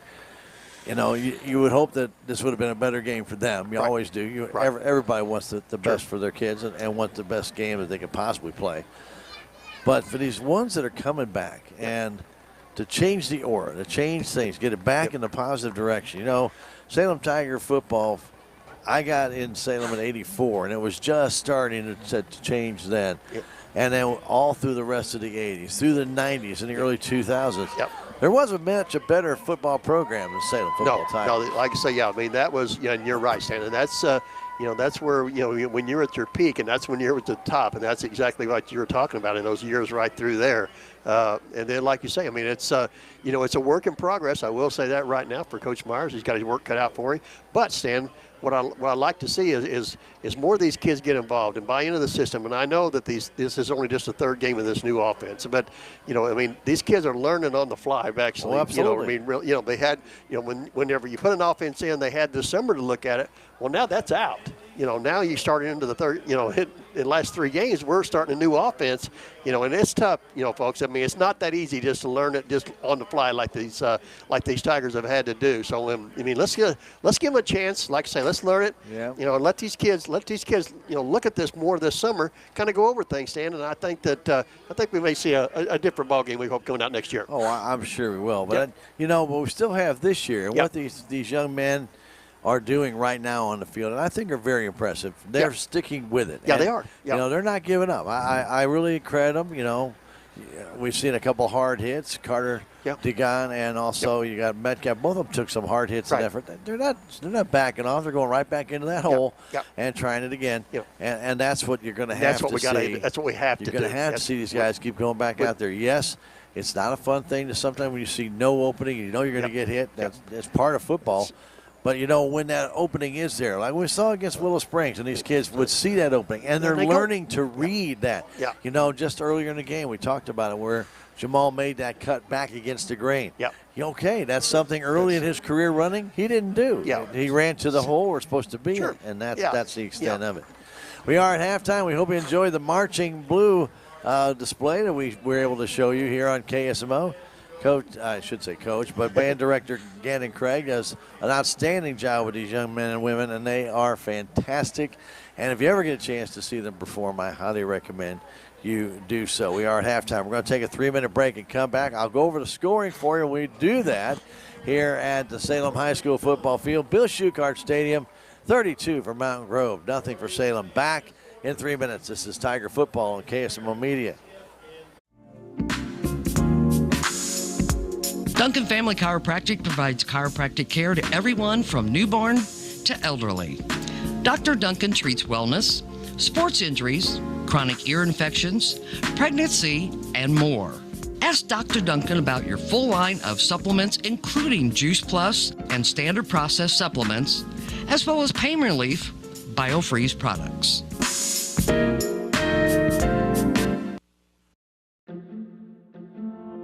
If you have the audacity to believe a financial advisor should talk with you, not at you. If you believe access to your financial advisor should be a right, not a privilege. Join the nearly 7 million investors who think like you do. FaceTime and ThinkTime make a difference. Join us. Join us. At Edward Jones, it's how we make sense of investing.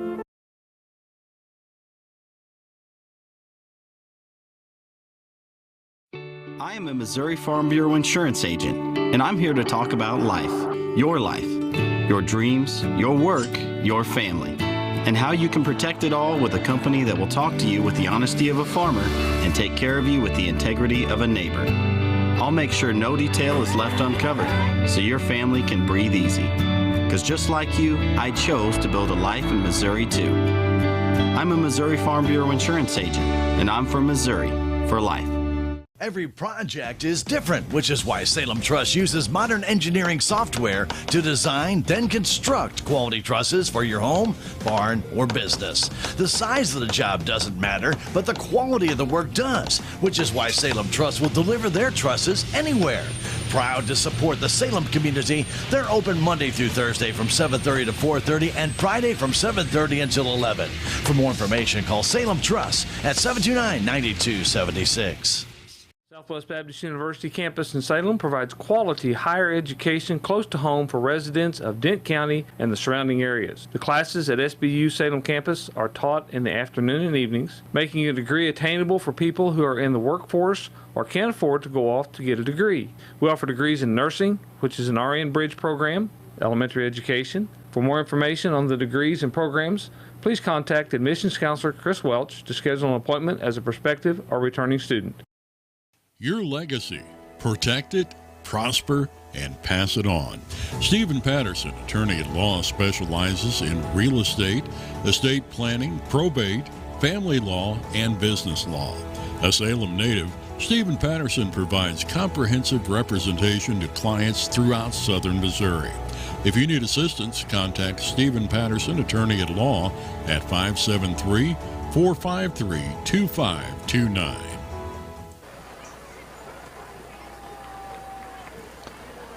We welcome you back to the Salem High School football field. Stan Stevens and Rick Hoyt with you here.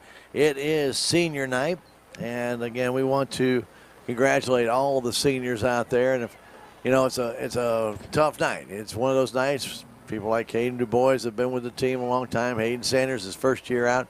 Chase Smith, Jacob Bender, Christian McNo, Jamal Metcalf, all these guys that are seniors.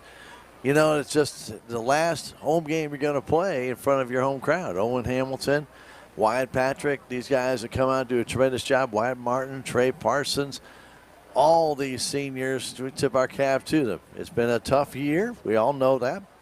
And they have stuck it out, and they're doing their best to try and change it around. It's not going to happen overnight, but you got to start somewhere, and these guys are doing a tremendous job. And we want to salute our seniors tonight here at the Salem High School football field on senior night. Also, the band and cheerleader seniors were saluted tonight as well. We don't have a list of those, and so if we did, we'd like to pass that on to you, but we just don't have that. And we want to thank them for all their efforts, too. All these kids that participate in after-school activities, the extra efforts that they put in should all be recognized, and we want to do that. Don't forget to sign up for your Ron Copeland blanket. The key word is senior. That's right, senior. Go to our website, KSMOradio.com. Put in the keyword senior. Put in your name. Put in your phone number or email address that we can get a hold of you and let you know. We'd be drawing for this blanket. Just one blanket this week for the game tonight, and that will be drawn on Tuesday of next week. So we hope you get your name in, and on a night like tonight, you would really enjoy this blanket. It's a beautiful blanket. See some of them out here tonight, as a matter of fact, where people are using the Ron Copeland blanket to stay warm. It's a little bit of a brisk night here at the Salem High School football field. As the winds shifted to the northwest today, it got cooled off very quickly. So again, keyword is senior. Get registered. You can register anytime between now and Tuesday afternoon. That's when we do our drawing. So make sure that whether you're watching it live or watching it on Memorex, remember your Memorex commercials live, or is it Memorex? Live. Well, whether you're doing that or a stream delay or whatever it might be, we hope you get a chance to sign up for that Ron Copeland Stadium blanket. It's a beautiful blanket. It is insulated. It has a vinyl outside. It's got a beautiful Salem Tiger on it. Comes in a drawstring bag, and it is weather repellent. Shouldn't just say water repellent, but it's weather repellent. So check it out and go online. You can see that in the drawstring right there online. The Ron Copeland Stadium blanket. Sign up for that today. We'll be doing that for the rest of regular season now. We got Play-Doh Monday with volleyball. We'll be there, bringing you there and get you a chance to sign up for that blanket next Saturday afternoon. And then the following Friday night against Kabul, the last regular season game. We cannot do this during the Misha playoffs. No. Can't do it. Misha says, No. So anyway, we will be doing it through not tonight, Monday night, next Saturday, and then the following Friday. So that will be the last chances for you to win the Ron Copeland Stadium blanket. All right, scoring in that first half. It was all Mountain Grove. Yeah, true. That wasn't very creative, was it? No. Sorry about that. You didn't have to come up with there. No, I really didn't have to do too much there. But it is the way it is right now. True. 32-0. The first play from scrimmage for the Mountain Grove Panthers. Estep went 53 yards on just a quarterback, basically a little misdirection. Faked the handoff to, I'm going to probably say, I should say Dayton Hook. Hook went to the right. He went to the left. And all the Salem Tigers, I mean, when I say all, Rick, I mean all. They bit on that and went to the left side, leaving the entire field open for Estep, and he went 53 yards, and no one got near him. Point after was blocked, and that took just 23 seconds into the game, was 6-0. Tigers had their chance on offense. Looked like they got the first down. The officials then reset the ball, put it down. They did not make the first down. And then on a 39-yard drive, Estep again a 17-yard run to finish it off with the 7:55 mark, and that made it 12-0 as the point after by Howie did not go through. It got blocked again by the Salem Tigers, and it was 12-0 at that point. Tigers again could not get their offense going, had to punt the ball away, and this time they Mountain Grove Panthers had to go a long distance. They had to come back almost 90 yards. And it was a pretty nice run, actually, by Arthur to go in the end zone. And Arthur really did a good job. We talked about it, Rick, how he maneuvered his way in and out. We're talking about number 32, Caden Arthur. 13-yard run, and then how he hit that point after, which then he kind of drilled the ball 4 miles when he kicked that one. And it was 19-0 in the end of one quarter play. In the second quarter, about halfway through, another opportunity for East Step, and again, this time going toward the south side. He made a nice little move and able to cut through 2 defenders. And, you know, Rick, you just got to give a lot of credit. He sees the field when he's running, and he really did a nice job. Yeah, he got a couple hands on him that time, but just couldn't bring him down. 2-point conversion failed. It was 25-0, and then Hook with 3:59 to go in the half.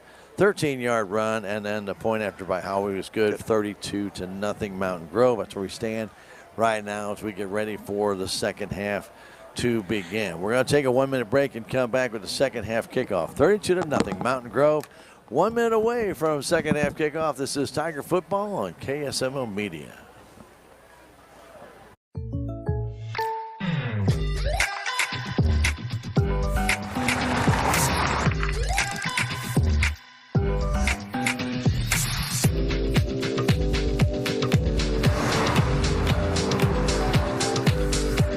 For your surprisingly great rates, contact your local State Farm agent today. If you want the real deal, call State Farm agent Cameron Irway in Salem today. Like a good neighbor, State Farm is there. Terrell Complete Auto Care is a full-service auto repair center in Salem. They offer full-service oil changes as well as $2 discounts on Tuesdays for all ladies, and Wednesday is Senior Citizen Day. Plus, Terrell Complete Auto Care can take care of all your auto and diesel repair needs. They offer free pickup and delivery in town. James and Sheena and the staff of Terrell Complete Auto Care are proud to support the Salem Tigers.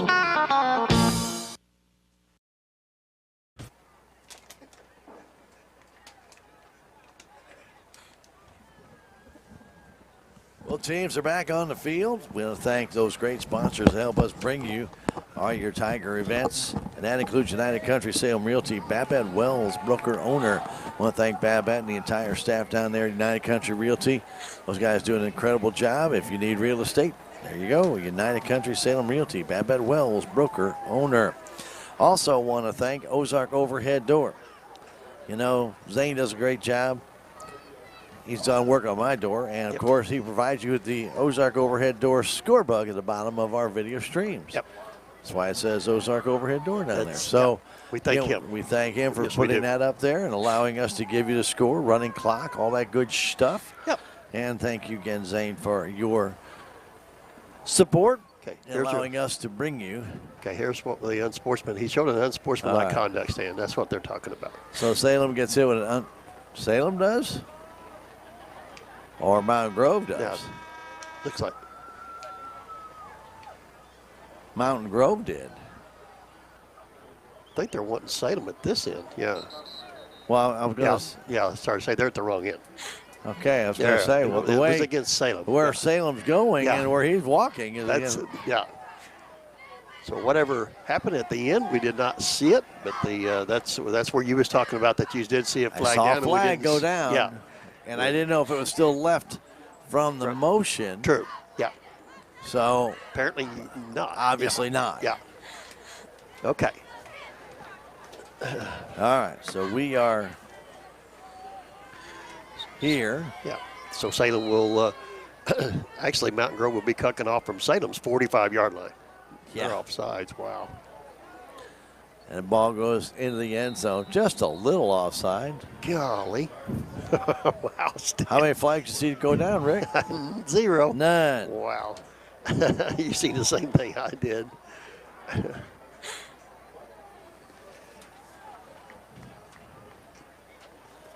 All right, Salem Tigers will start out their own 20.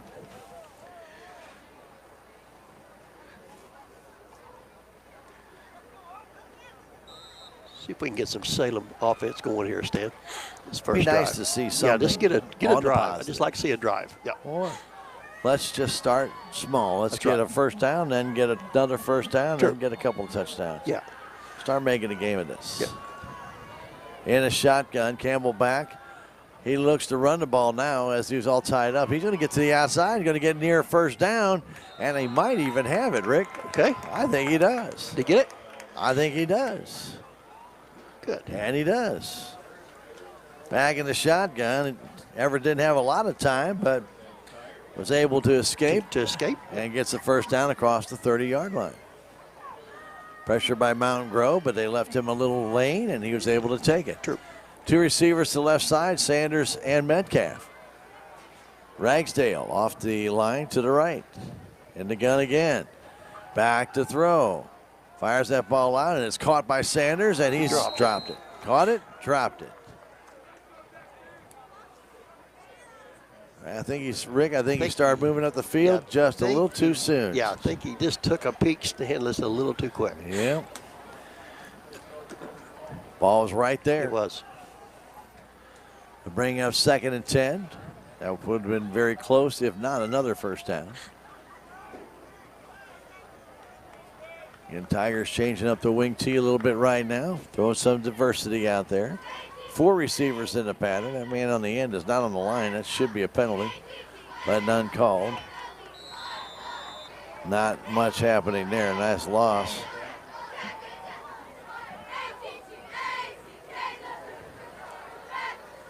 Not much Campbell could do there.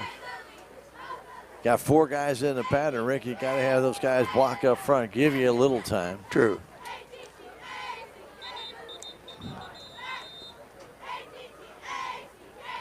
And I believe timeout's going to be called by Salem Tigers, and it is. 3rd down and 13 with 11 minutes to go in the 3rd quarter. 32-0 Mountain Grove back in 30 seconds. This is Tiger Football on KSMO Media. No matter what, every morning, farmers go to work, doing what needs done. The work is unforgiving. The days are long, real long. They nurture, they grow, they harvest. When the day is done, sell the fruits of your labor to your neighbors on Town Screen. All right, 3rd down, 13 for the Salem Tigers. We're in the 3rd quarter. Missouri and LSU tomorrow, 11 o'clock here on KSMO Radio. Blues hockey tomorrow night, 6:30. Take on the Blackhawks. Campbell back to throw. Looking, fires it deep down for Metcalf, and had it, nope. Went right through the hands. Maybe, and you're right, Rick, probably tipped. Yeah, I think it was tipped. Out there by the Mountain Grove's number 22, Caden Murphy. But Metcalf was behind him. Yeah, he was. Had he been able to field that, he'd have been gone. And it'll bring up 4th down and 13. Well, Metcalf, who just sprinted down the field, now goes back to punt. But no breath. Help. Yeah. Standing back at his own 13. A snap again, a bad one. Trouble with it again. Now he's in some big trouble. He's going to try and get it out. Nope, he's going to try and throw it, and he just throws that up to a lineman. That's an ineligible receiver, and a flag's going to go down. Yeah. And I'm pretty sure they're going to deny that or decline that penalty. True.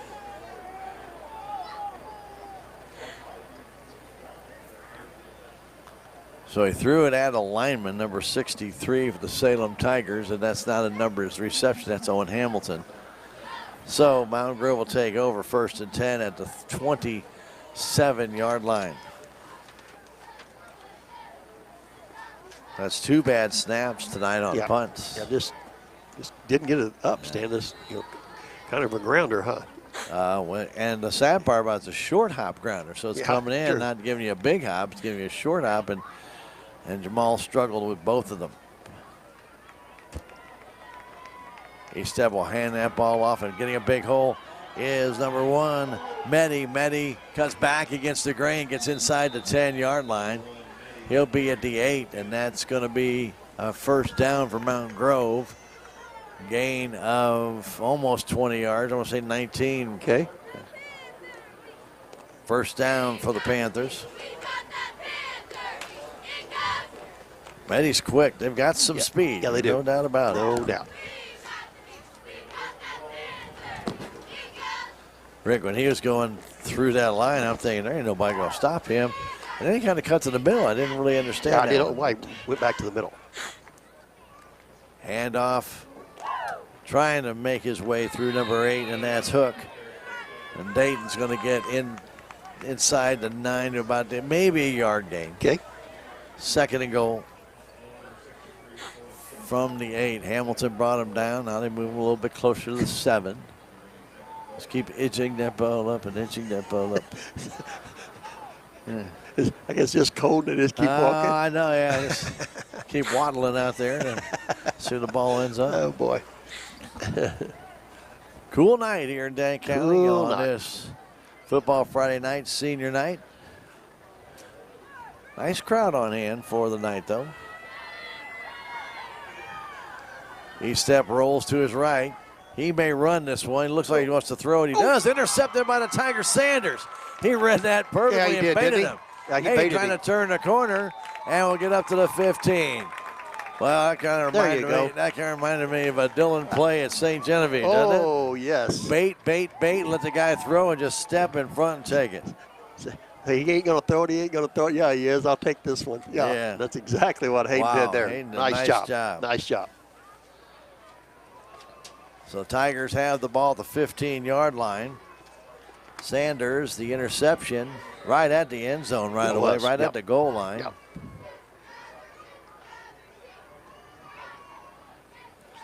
Well done by Hayden.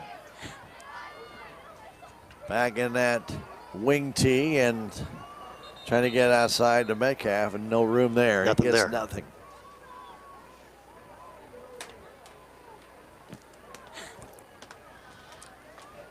Second down, and it kind of looked, Rick, on the defensive side that Mountain Grove kind of, when they saw that go back into the wing tee, they kind of overloaded the right tackle. They did. Yep.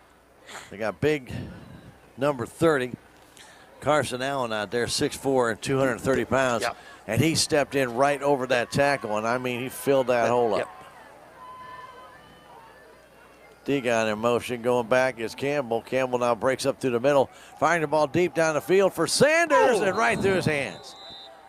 He had to dive for it, Yeah, he but did. could not hang on to it. He got behind the 3 defenders. Hayden was open right at the 50-yard line.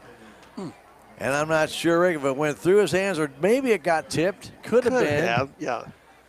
Nice try, though, He's Stan. got pretty good hands, and you would think if it was just a straight ball to him, he'd have caught it. Yeah. But wow. May have got, like I say, somebody may have got a finger on that Yeah, stand, well, like I say, just enough. Well, like last week, Landon Richter just got that finger on. The guy had that ball in his hand, but it changes the spin, It Rick. does, yeah. You're not expecting that, yeah, like I No, say. you he's- don't usually expect something. No. It's like a deflection in hockey. You know, you're moving one way and they go the other way, and if it hits you, great, but you're not going to be able to change directions that quick. I'll bring up third and still 10. Campbell in the gun. Wants to fire deep again. Nobody out there except Mountain Grove Panthers, and Braden Howie got a hand on it, but intended out there again for Sanders, and it's incomplete, 4th down. Well, I am impressed by the way that Campbell throws the ball. Yeah, he can air it out. a He little can bit, air it can't out, he? Yeah. and he's fairly accurate. He's not too far off. He's got to have a few other receivers out there that can be there for you. Salem should try and snap that ball with this guy on Should the have. field, but they didn't. And Metcalf gets off a very high short punt. It's going to come down around the 37, actually at the 39, and we'll take a Salem Tiger bounce to about the Salem Tiger 43-yard line. And that's where Mountain Grove will have it 1st and 10. They lead at 32-0 here in the 3rd quarter with 8:13 remaining. I always want to thank our friends who allow us to bring you these games. Figs and Ivy Vintage Market and Hometown Suites. Proud to be a supporter of KSMO Media. We thank them. Also, Looking Glass Salon, Candy Mink and Katie Carney. Again, proud supporters of KSMO Media and bringing you the Tiger events that you want to see. Thank them. And when you see these sponsors, please thank them for making it possible for us to bring it to you. Without their support, we can't do it. Handoff Nice and a job. good blitz Nice by the job. Salem Tigers. Taking down for a loss of 3 or 4. Looked like Toby Gover got in there and got that 5-yard loss on the blitz, Rick. Yeah. Number 21, Brody Emery was the ball carrier, Stan. I was going to say they're starting to bring in a few different guys. I've seen that too. Yeah. With 7:47 to go. Emery got the handoff and he was buried. He's coming off that slot like we talked about. Now he's going to line up as a tailback. E-Step wants to throw. Looking, being chased, gets away from 2 would-be tacklers, and it's going to go down after a gain of about 3. Okay. Campbell was trying to chase him down. Also trying to chase him down was Grant Case. Gain of about 3. 3rd down and 12. Panthers are 3-3 coming into this game. Salem 1-5. Panthers 2-2 in the SCA. 2-2, yep. Lost last week to Mountain View by 1 point. Yep. Kind of dashed any hope that they had for an SCA title. Looks like Ava's really going to be hard to beat. True. E-Step getting that ball. He's just going to take it himself to the outside. Tigers trying to cut him down before he gets to the 1st down. He'll get to the 36. He's shy by about 3 yards. He had no intention of handing that ball off, Rick, right off the snap. He tucked it, went, got away from Trey Parsons, and then Cunningham was able to extend the play out, got in the way of the would-be blocker, and forced him back inside. That's the key. Force him back inside. Yep. Where you have some help. Got some help. So 4th down and 3. Hook is a single setback. They give it to Hook. Hook has the 1st down and more. Getting down to the 30-yard line. Kind of look like a hold out there on the far side, but I don't see a flag. A gain of about 6. Panthers' 10th 1st down this game. I thought they'd give it to Hook. He's kind of that short squad. He's like kind of fire plug kind of guy. Tough to get. Yeah. 5'5", 170. And he's got that low center of gravity, I'm telling you. 5:50 to go, 3rd quarter. 32-0 Mountain Grove.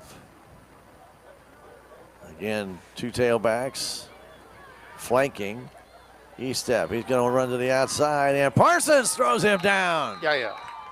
Woo. Finally, he got there, Stan. Trey Parsons got back there, got him around the waist. E-Step probably didn't know what got him. Where'd he come from? Yeah. He shot that gap, Rick. He was in the did. backfield in no time. Made a heck of a play. Loss of 5. 2nd down and 15 with 5:10 and counting 3rd quarter. Tiger defense played very good so far here in the 2nd half. Yep.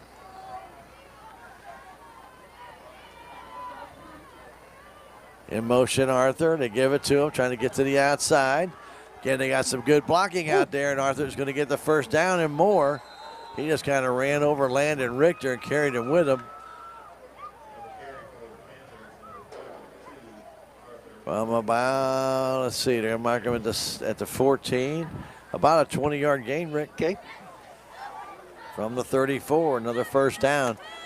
Yeah, when they got him out to the outside, we saw that, again, they pinched the Salem Tigers in. They had Richter and Hayden Sanders came up to help him, but Richter is just getting bullied by a blocker and then got virtually run over by Arthur. Just got in the way. Oh, yeah.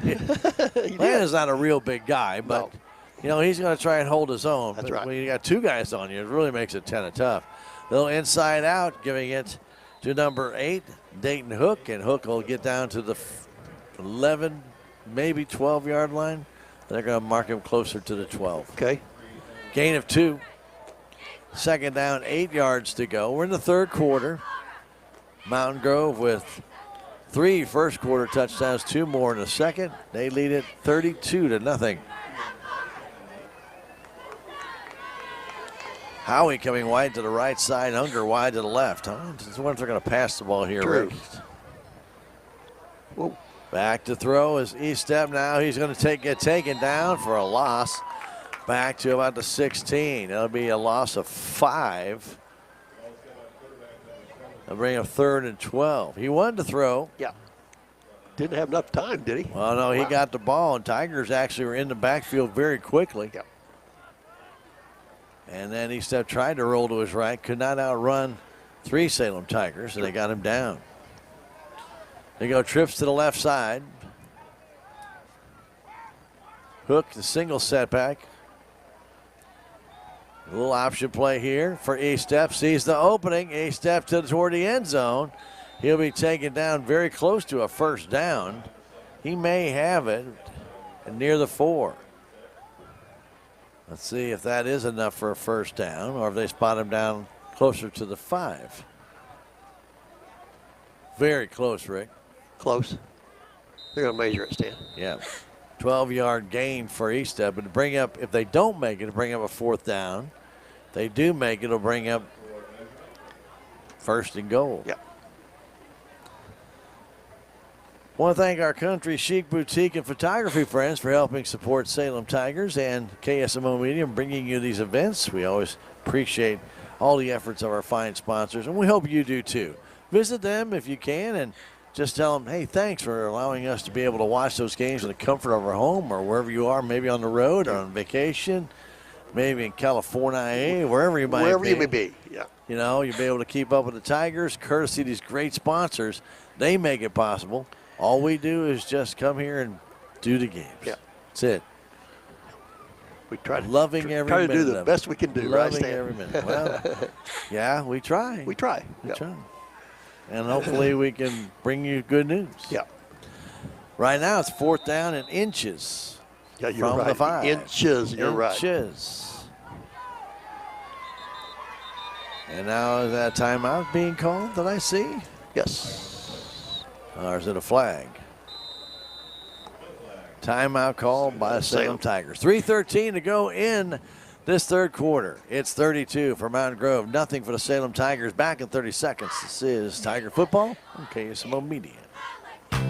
Save on everyday items with digital coupons at Town & Country Supermarkets. It's easy. Download the Town & Country Markets app and browse through a variety of digital coupons available. Then clip them to your account. You can also clip digital coupons online at tcmarkets.com. Shop at the store for your favorite items, then tell us your phone number at checkout, and the digital coupons will be deducted from your purchase automatically. Scan this QR code to learn more and start saving more today.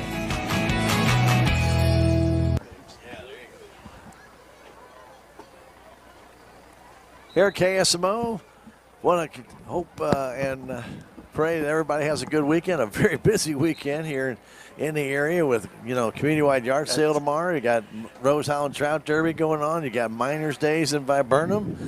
Got a lot of stuff going on. Yeah. So if you are out and about tomorrow, be careful, especially with the yard sale people. They're always looking for deals. Yeah. And So they're be slowing careful. down. Very so careful out there. be careful. All right, let's see what happens here. Under center goes E-Step. He has it. He is hit right away. I don't know if he got it. I am like you, Stan, boy. He got hammered right off the bat, and I don't know if he got it or not. Didn't look like there was much forward momentum there, Stan. He only needed to go like an inch. No, he did not get it. He didn't get it. I do not know who the Tiger player could was not that tell. came up, but E-Step looks like, I'm not E-Step down, but one of the Mountain Grove Panthers is down. One of the linemen? Yeah. I believe so. Okay. And we hate to speculate on that, so we will not. Do not like that, yeah. But Tiger defense stood right up and absolutely Stopped him. shut down E-Step. He tried to go off the left tackle right behind the center. And I'm telling you what, Rick, whoever shot the gap, I don't know, yeah. they nailed him. Yeah. Woo. He only had to get 2 to 3 inches. When, like you say, when he took the snap stand, he was just kind of coming down the line of scrimmage, just looking for a hole, and there was nothing there. And then, boom, here come the Salem Tigers. Absolutely. Woo. So good defensive play, good defensive stand. That's the good news. The bad news is Salem's at their own 5-yard line. Yeah, so true. it's deep in their own zone, and it's good to see this young man is getting help to his feet, but it looks, he's really favoring that right leg. Yeah. Not putting any weight on it yet, has he, Stan? He's not.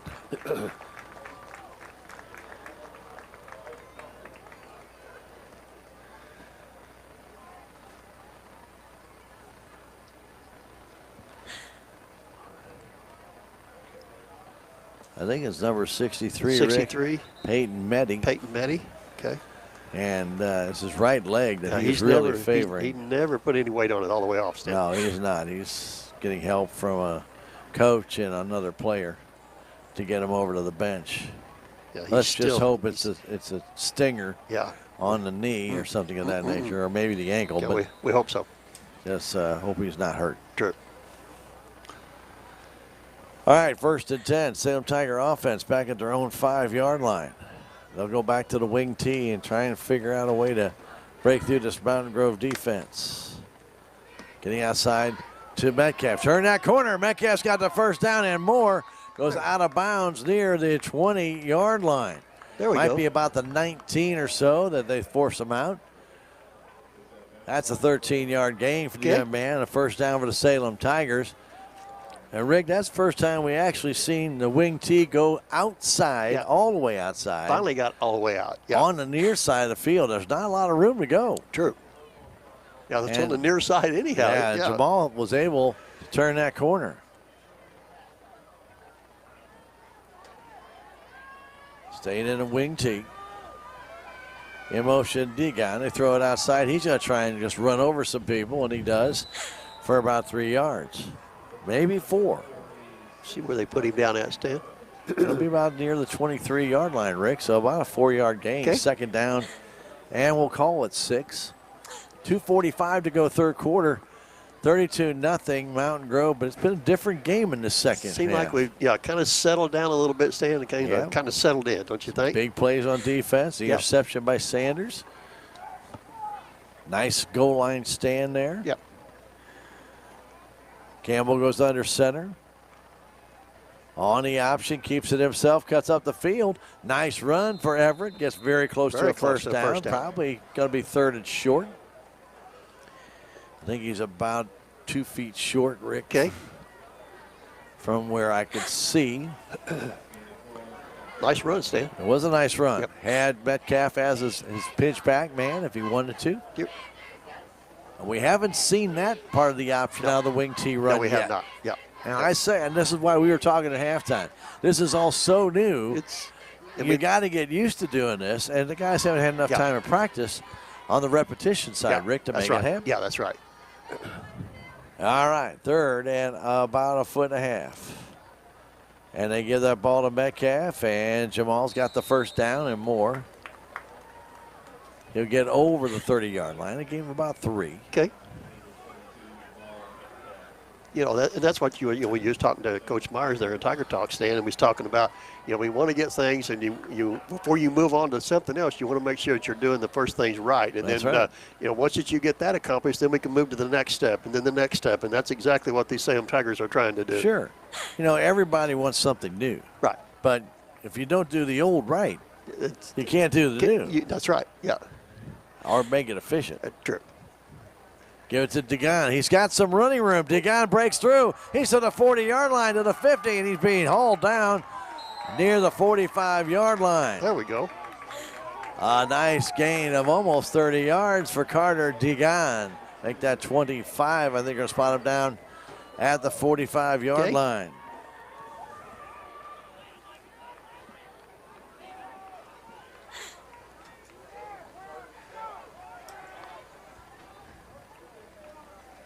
First down for the Salem Tigers. They're 5th.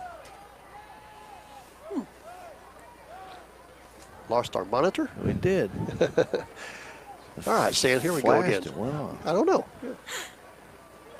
Get that one to Metcalf. He's got a little blocking room. Now he's going to get in trouble. Trying to extend it, cuts back, and he gets taken down after a gain of about 3. Ooh. Howard hit him. Yeah, he's down. He's down. Yeah, he is down. He got back up, but he got a stinger, Stan, I bet you. Yeah. That's the way he's carrying it. Yep. Okay. We got about 3 yards for Jamal. Yes, sir. Second down and 7. Under a minute to go left in this third quarter. Salem trying to get on the board. And that will be that little first goal.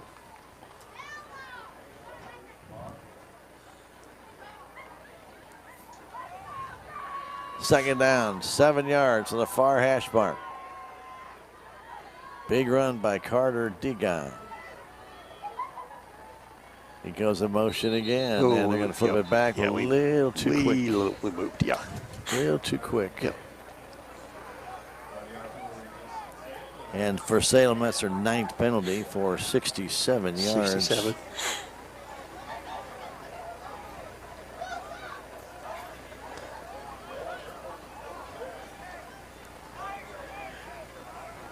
They may let this play go here, Stan. Let they this may quarter, let the quarter come to an end. Yeah. Yeah. And they will. 32-0, Mountain Grove on top. We've played 3 quarters. Back in a minute with the 4th quarter of play. This is Tiger Football on KSMO Media. Save on everyday items with digital coupons at Town & Country Supermarkets. It's easy. Download the Town & Country Markets app and browse through a variety of digital coupons available. Then clip them to your account. You can also clip digital coupons online at tcmarkets.com. Shop in the store for your favorite items, then tell us your phone number at checkout, and the digital coupons will be deducted from your purchase automatically. Scan this QR code to learn more and start saving more today.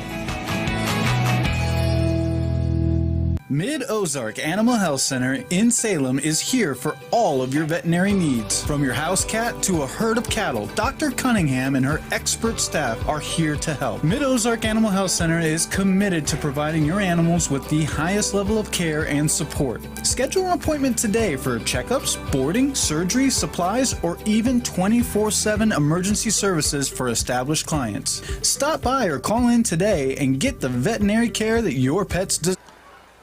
Hey, don't forget to get signed up for that Ron Copeland Stadium blanket. The keyword, it's senior. Senior is the word. And then again, don't forget to go to our website, KSMORadio.com. Click on our splash page. You'll see the little word giveaway down there. Click on that, put that keyword in there, and then also your name and there you some go. kind of way to contact you, Yep. phone number or address. All right, second down and 11. Whoa. And a lot of people are moving there. Yep. Stan, did the people come in and pick up the? They did. They have come in. Okay. They have done that. Good deal. Only one left from all those people we talked about, but Okay. very good. Good. So offside against Mountain Grove. That's their first penalty of the second half, Rick, and it gives Salem a second down and 6. Yeah, kind of helped us out a little bit well, there. Sure, they should help us out. Yeah, they should help it's us out. senior night. That's right. Absolutely. Hope you're enjoying the game. I know it's not the score we wanted to, but if you look at the second half, Rick, you have to be impressed. Yeah, it's kind of a different second half than we've seen in the first half. Yeah. Under center, Campbell gets it, gives that to Degon, got that hole again. Boom. Didn't quite hit that one as good as he did the last time No, he out, didn't. but he's going to still get about 4 yards. So bring up 3rd and 2. Okay. Degon had to cut back inside a little bit. Rick didn't get that block and was able to get outside. Yeah. You know Carter doesn't want to go down. No. He'd rather run over you. Yes, it's not in his spirit to go down. No. So 3rd and 2. Tigers still waiting on the play. They finally get it in. And that has improved greatly over the last couple of games as well, getting the plays in time. Still got 9 seconds on the play clock. Under center, flip it to Metcalf. Metcalf following the block, gets the first down and more. There you go. Nice job. Gets down to the 33-yard line of Mountain Grove. A gain of 4 and another first down for this Tigers running game. You know, if they can do this, like after the initial drive in the first quarter and take 6, 7, 8 minutes off the clock, Metcalf's a little beat up. He got hit pretty hard from the side there, Rick. Well, like you said, he was being held by the jersey and held up, and then he got hit. And then he just got tomahawked by the side. The Tigers put a couple receivers out to the right. Campbell trying to fire it out, does to Richter, but it's too short. Bounced up to him. Yeah. We'll bring up 2nd and 10. Trying to just do that. Just like a little quick slant. Real quick slant. Yeah. That's okay. Got Sanders out in front. I like that, Stan. But again, Rick, he's not lined up on the line, and he's the last man on the line. He has to be on the line. He should be getting up, yeah. And I'm shocked that these officials have let that go. I'm not even, I mean, he's right there. All you got to do is say move up. Yeah. Well, hey, or tell ask him, him. got to Or be on the ask line. him. Yeah. Second down 10. Just underway here, fourth quarter. In motion, Degon. They give it to him. He has a little bit of a hole, and he cuts back against the grain. Gets about 5. Bring up 3rd and 5. Get down to about the 28-yard line. 10-20 and counting, fourth quarter. Tigers on this drive. They've had some nice plays on this drive to get that first down. This is 2-down territory.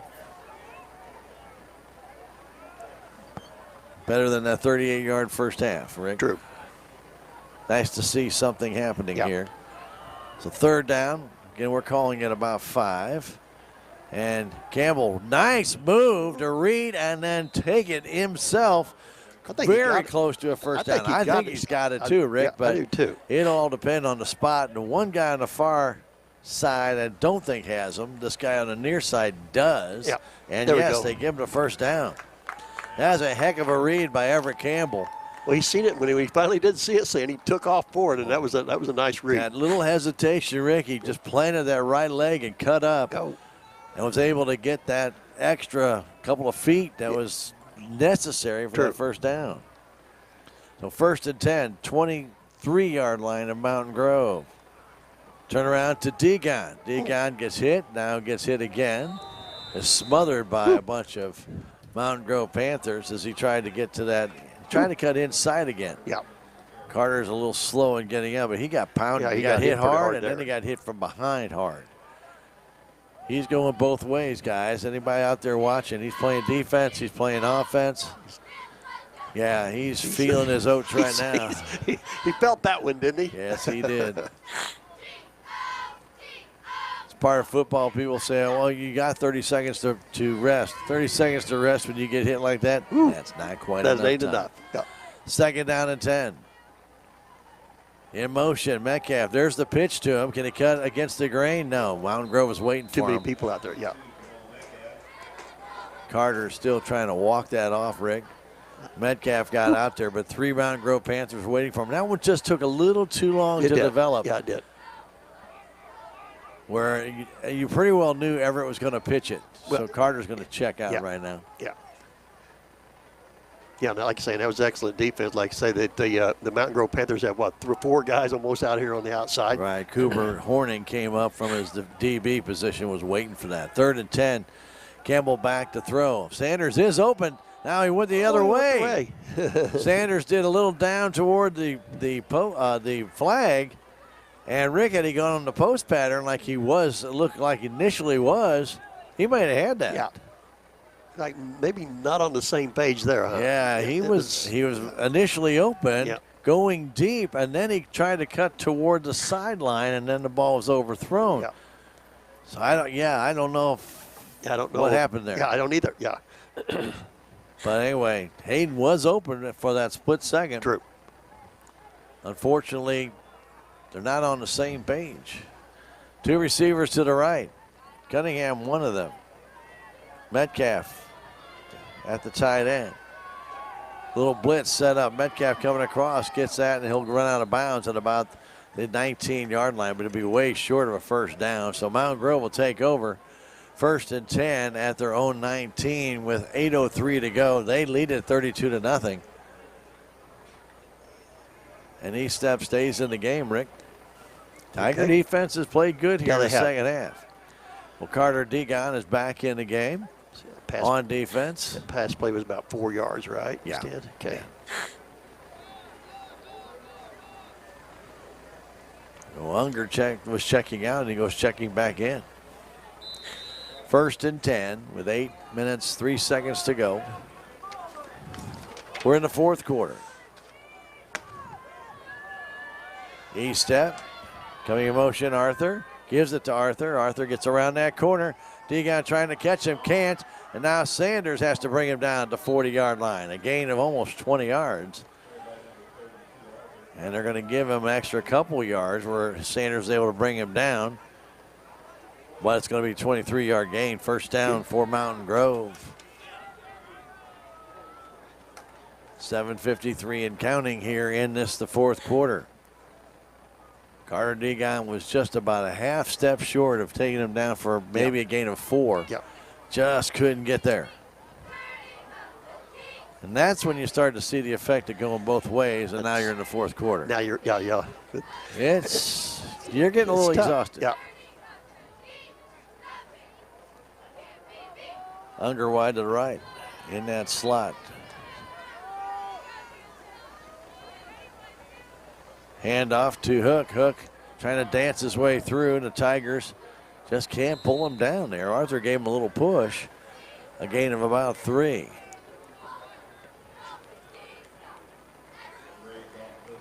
Yeah, that play right there, Stan.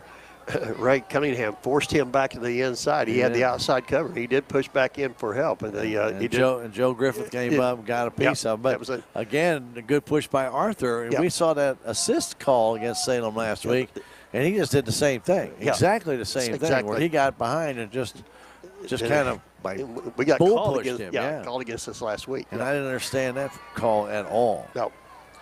So again, 2 slots in motion, just actually changing from left to right. Here's Hook, down motion comes Arthur. Keeping it though as he step, and the Tigers stay in position, but he avoids him and stays on inbounds. I thought he stepped out of bounds, Rick. He's going to go for a touchdown, his 4th of the game. Rick, I swore he stepped out of bounds at about the 43-yard line. It's kind of hard to see, but yeah. And I have it for a 54-yard touchdown run. His 4th of the game, making it 38-0.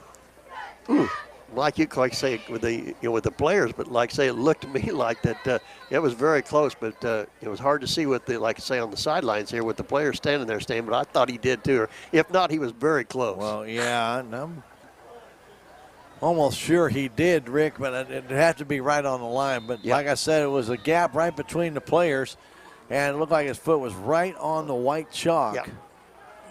But I mean, like you said, the official, he's running with him. Right. Yeah. So I don't know. And maybe there's a little green that he saw between there. That's true. I can't see that from my angle, but he might be able to from that back angle looking straight on. Looking straight on. I'll tell you what, that was close. That was extremely close. It was close. 39-0 for Mountain Grove after the point after by Howie.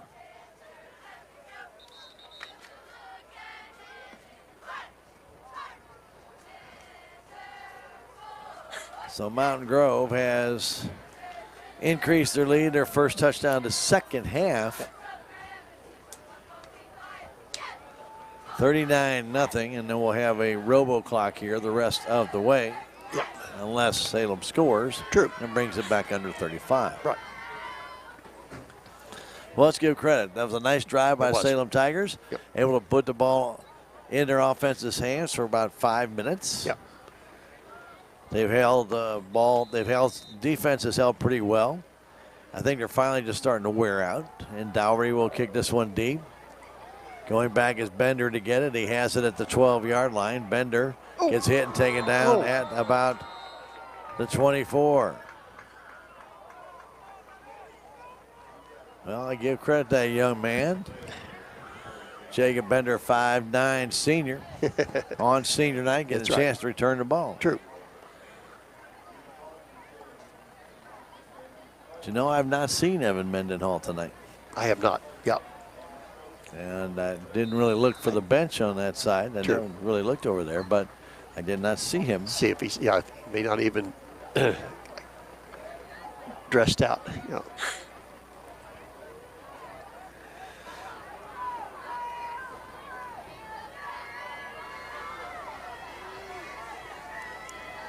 Back to throw, Campbell fires that ball out to Metcalf, and Metcalf will get no gain. Nicely read. Coming up making that play, number 21, Brody Emery. They're going to give him 1 yard, Rick. Okay. Second down and 9. Good idea. True. To hit the man in the flat. Hayden Ragsdale comes out. You know, he made that catch last week, Rick. I'm surprised he haven't gone back to the tight end. Yeah. Oh, goes back in. Nope. No, that's not Hayden.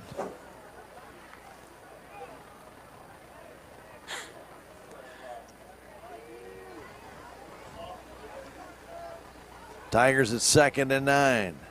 Handoff to Gover up the middle, and he'll get out to the 29, a gain of 3.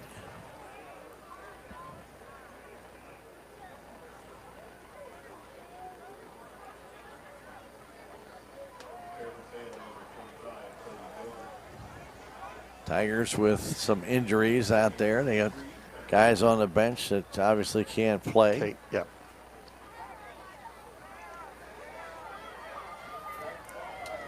It's been a tough year injury-wise for them. 3rd and 5.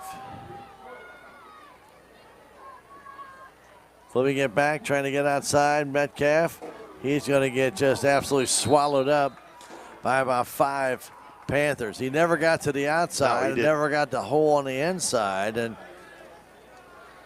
he'll bring up 4th down and 5 with 3:45 and counting. 39-0 Mountain Grove, and Unger will drop back as Salem will be forced to punt.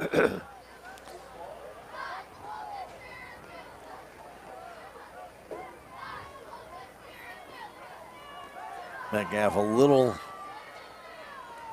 weary going back there to drop back to punt. Trey Parsons making sure he's okay. He's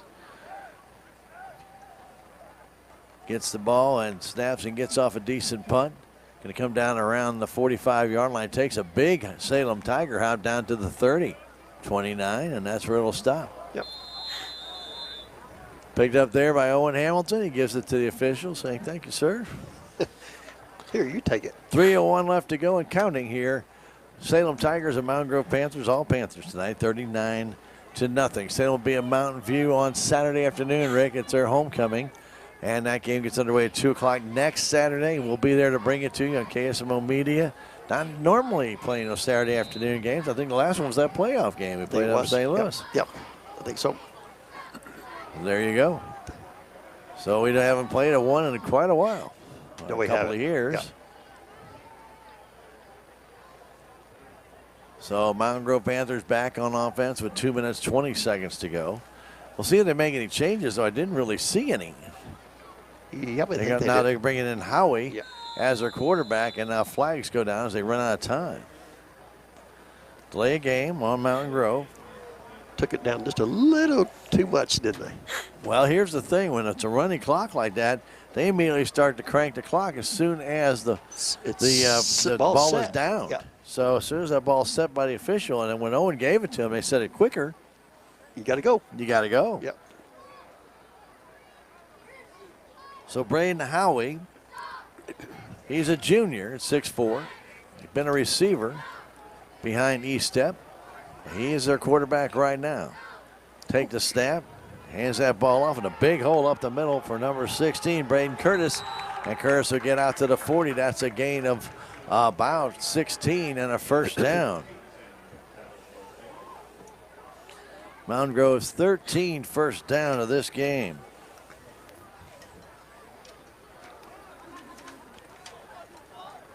Clock continues to run.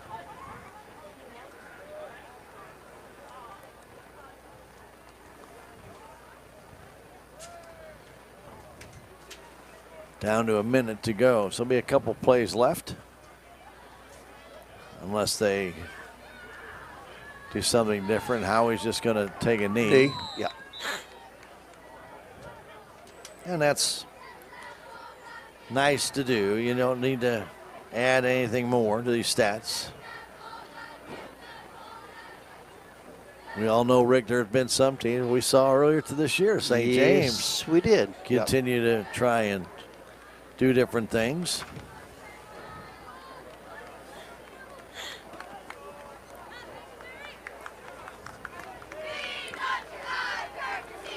Back under center with 20 seconds to go. This will be, well, not actually under center. Yeah. Howie takes that snap.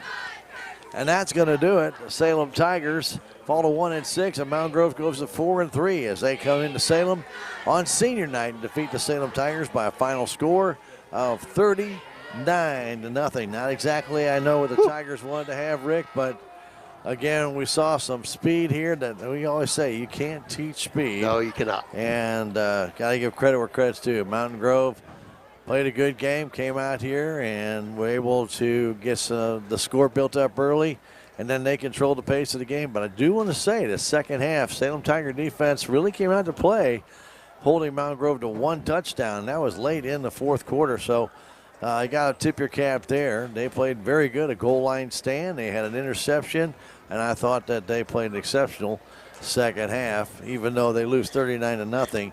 Give credit where credit's due. Hard to play a game when you're down 32-0 at halftime. Yeah. And you come out and then you play good defense like that. You have to feel pretty good about it. Yeah, it's true. 39-0, Mountain Grove wins it. We're going to take a 3-minute break and come back and get your stats from this one. This is Tiger Football on KSMO Media. Southtown Furniture. Southtown, where the bargains are.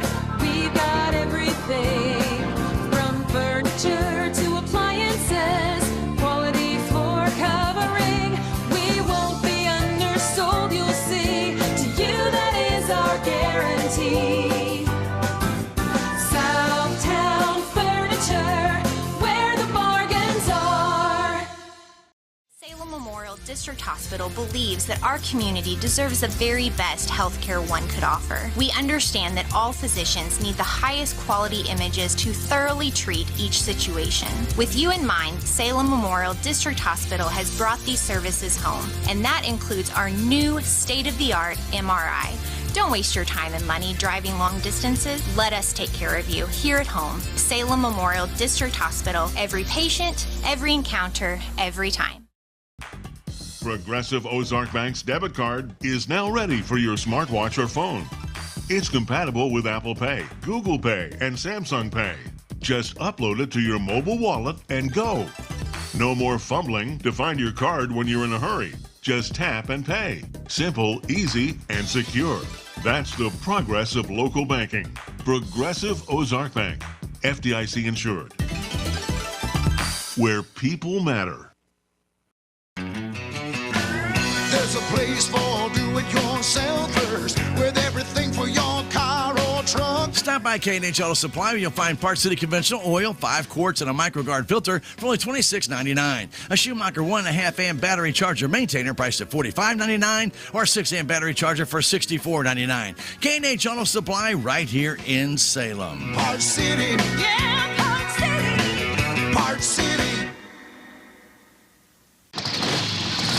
On Saturday, November 4th, American Family Insurance and Healthy Dent County present the 2023 Casino Night Fundraiser at the Salem Community Center at the Armory. The theme this year has a Biker Fest emphasis, and patrons in biker attire will receive additional gaming money. Tickets are now available for $50 per person or $85 per couple, which provides you with the gaming money that will be used at the end of the night for prizes. You can play craps, Texas Hold'em, roulette, and blackjack. Get your tickets now for Casino Night. With our outstanding local sponsors, we are able to bring you this and many other community broadcasts. Some of these sponsors include United Country Real Estate, The Local on 4th Street, Country Chic Boutique and Photography, Hub's Tire Center, Looking Glass Salon, Tater's Sporting Goods and Taxidermy, Melvin Motors and more, and On the Spot Auto Glass. Be sure to thank these sponsors for helping bring you Salem Tiger Sports right here on KSMO Media. Not even 9:30. Yeah, well, I think they were trying to take that frost out, but it's going to come. See, are we doing Cardinal baseball tonight after this? Or?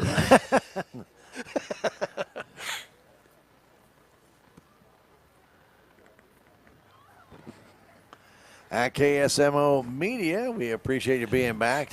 Tigers lose at 39-0 to the Mountain Grove Panthers, and the stats don't bear it out too, but you know, again, we say this and we see things that look better. Yep. Obviously, we don't like the quarterback Estep getting 4 touchdowns and racking up 140 something yards and touchdown runs. On touchdown runs, but, you know, give credit where credit's due. That young man is fast.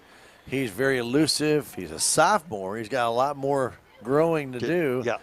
And Rick, and we see the Tigers blocking a couple extra points tonight. We see that's a good thing. We see a good second half defense. That's a good thing. You see him getting downfield and recovering a muff punt. That's a good thing. The interception by Hayden Sanders. That's a good thing. You got to like some of the good things. Some of the big hits we had here. Big run by Carter Degon out that way. So the Tiger offense, wasn't as potent as we hoped it would be like it was last week. But overall, there's still some positives to take out of the game. Yeah, you lose 39-0. Right. That's not the good news. But the good news is that there were some positives. Not a lot, but there was enough.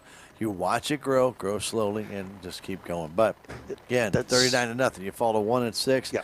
It's not what you wanted to have on senior night, but you know what? You got a team. It's a young team growing. You got to struggle a little bit.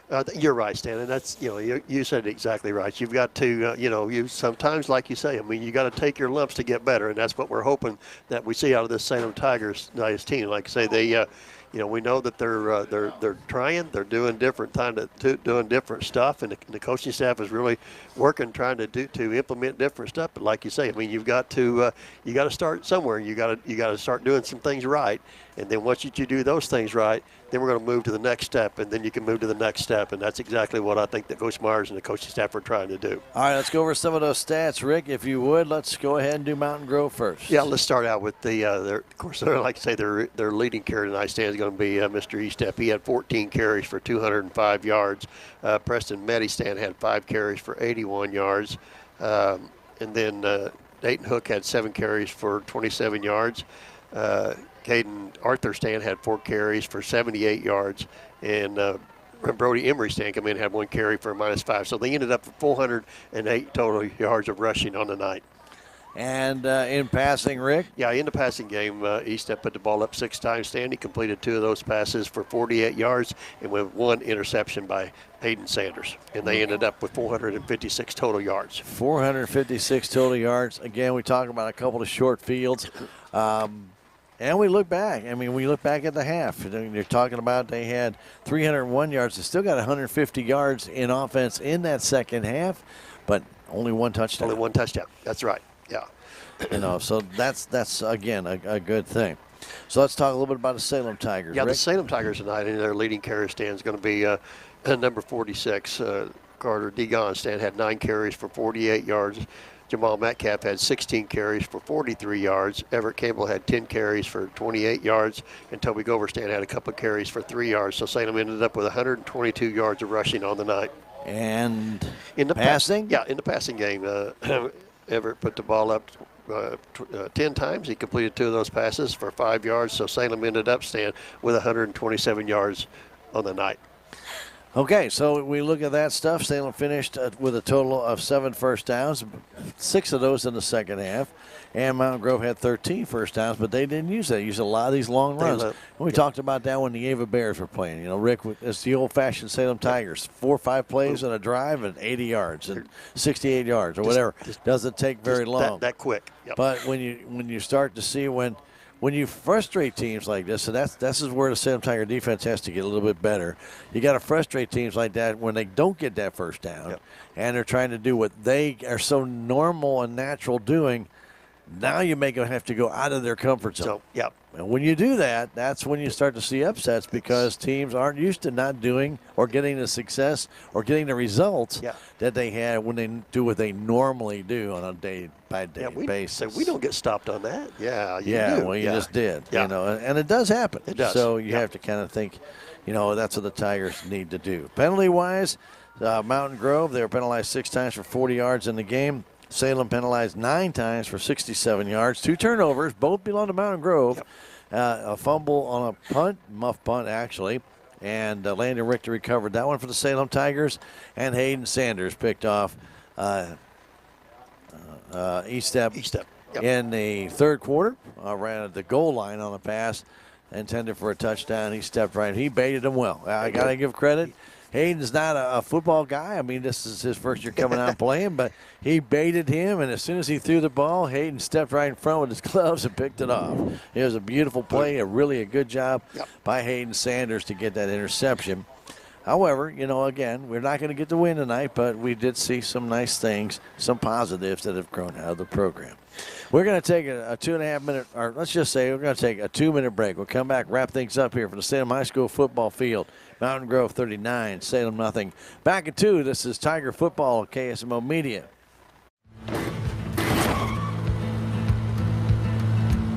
Sorry, Dad. Sure, you could get him a new car. You could also light a pile of money on fire. Because as long as Mr. It wasn't my fault takes the wheel on occasion, maintaining this car is your best option. So keep it running longer, stronger, with quality parts and a whole lot of Napa know-how. Dad, where are you going?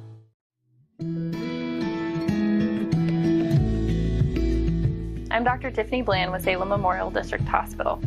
Recently, there have been many changes within our local clinics and hospitals, and you may find yourself looking for a new provider for your children. At SMDH, we would like to reach out to the community to let you know that we do see patients of all ages.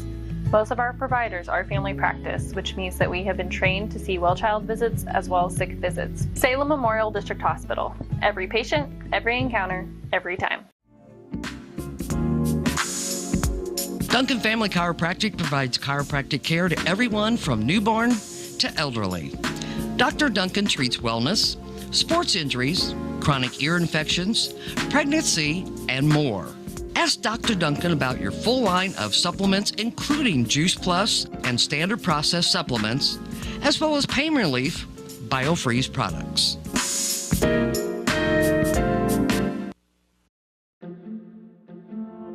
If you have the audacity to believe a financial advisor should talk with you, not at you. If you believe access to your financial advisor should be a right, not a privilege. Join the nearly 7 million investors who think like you do. FaceTime and Think Time make a difference. Join us. Join us. At Edward Jones, it's how we make sense of investing.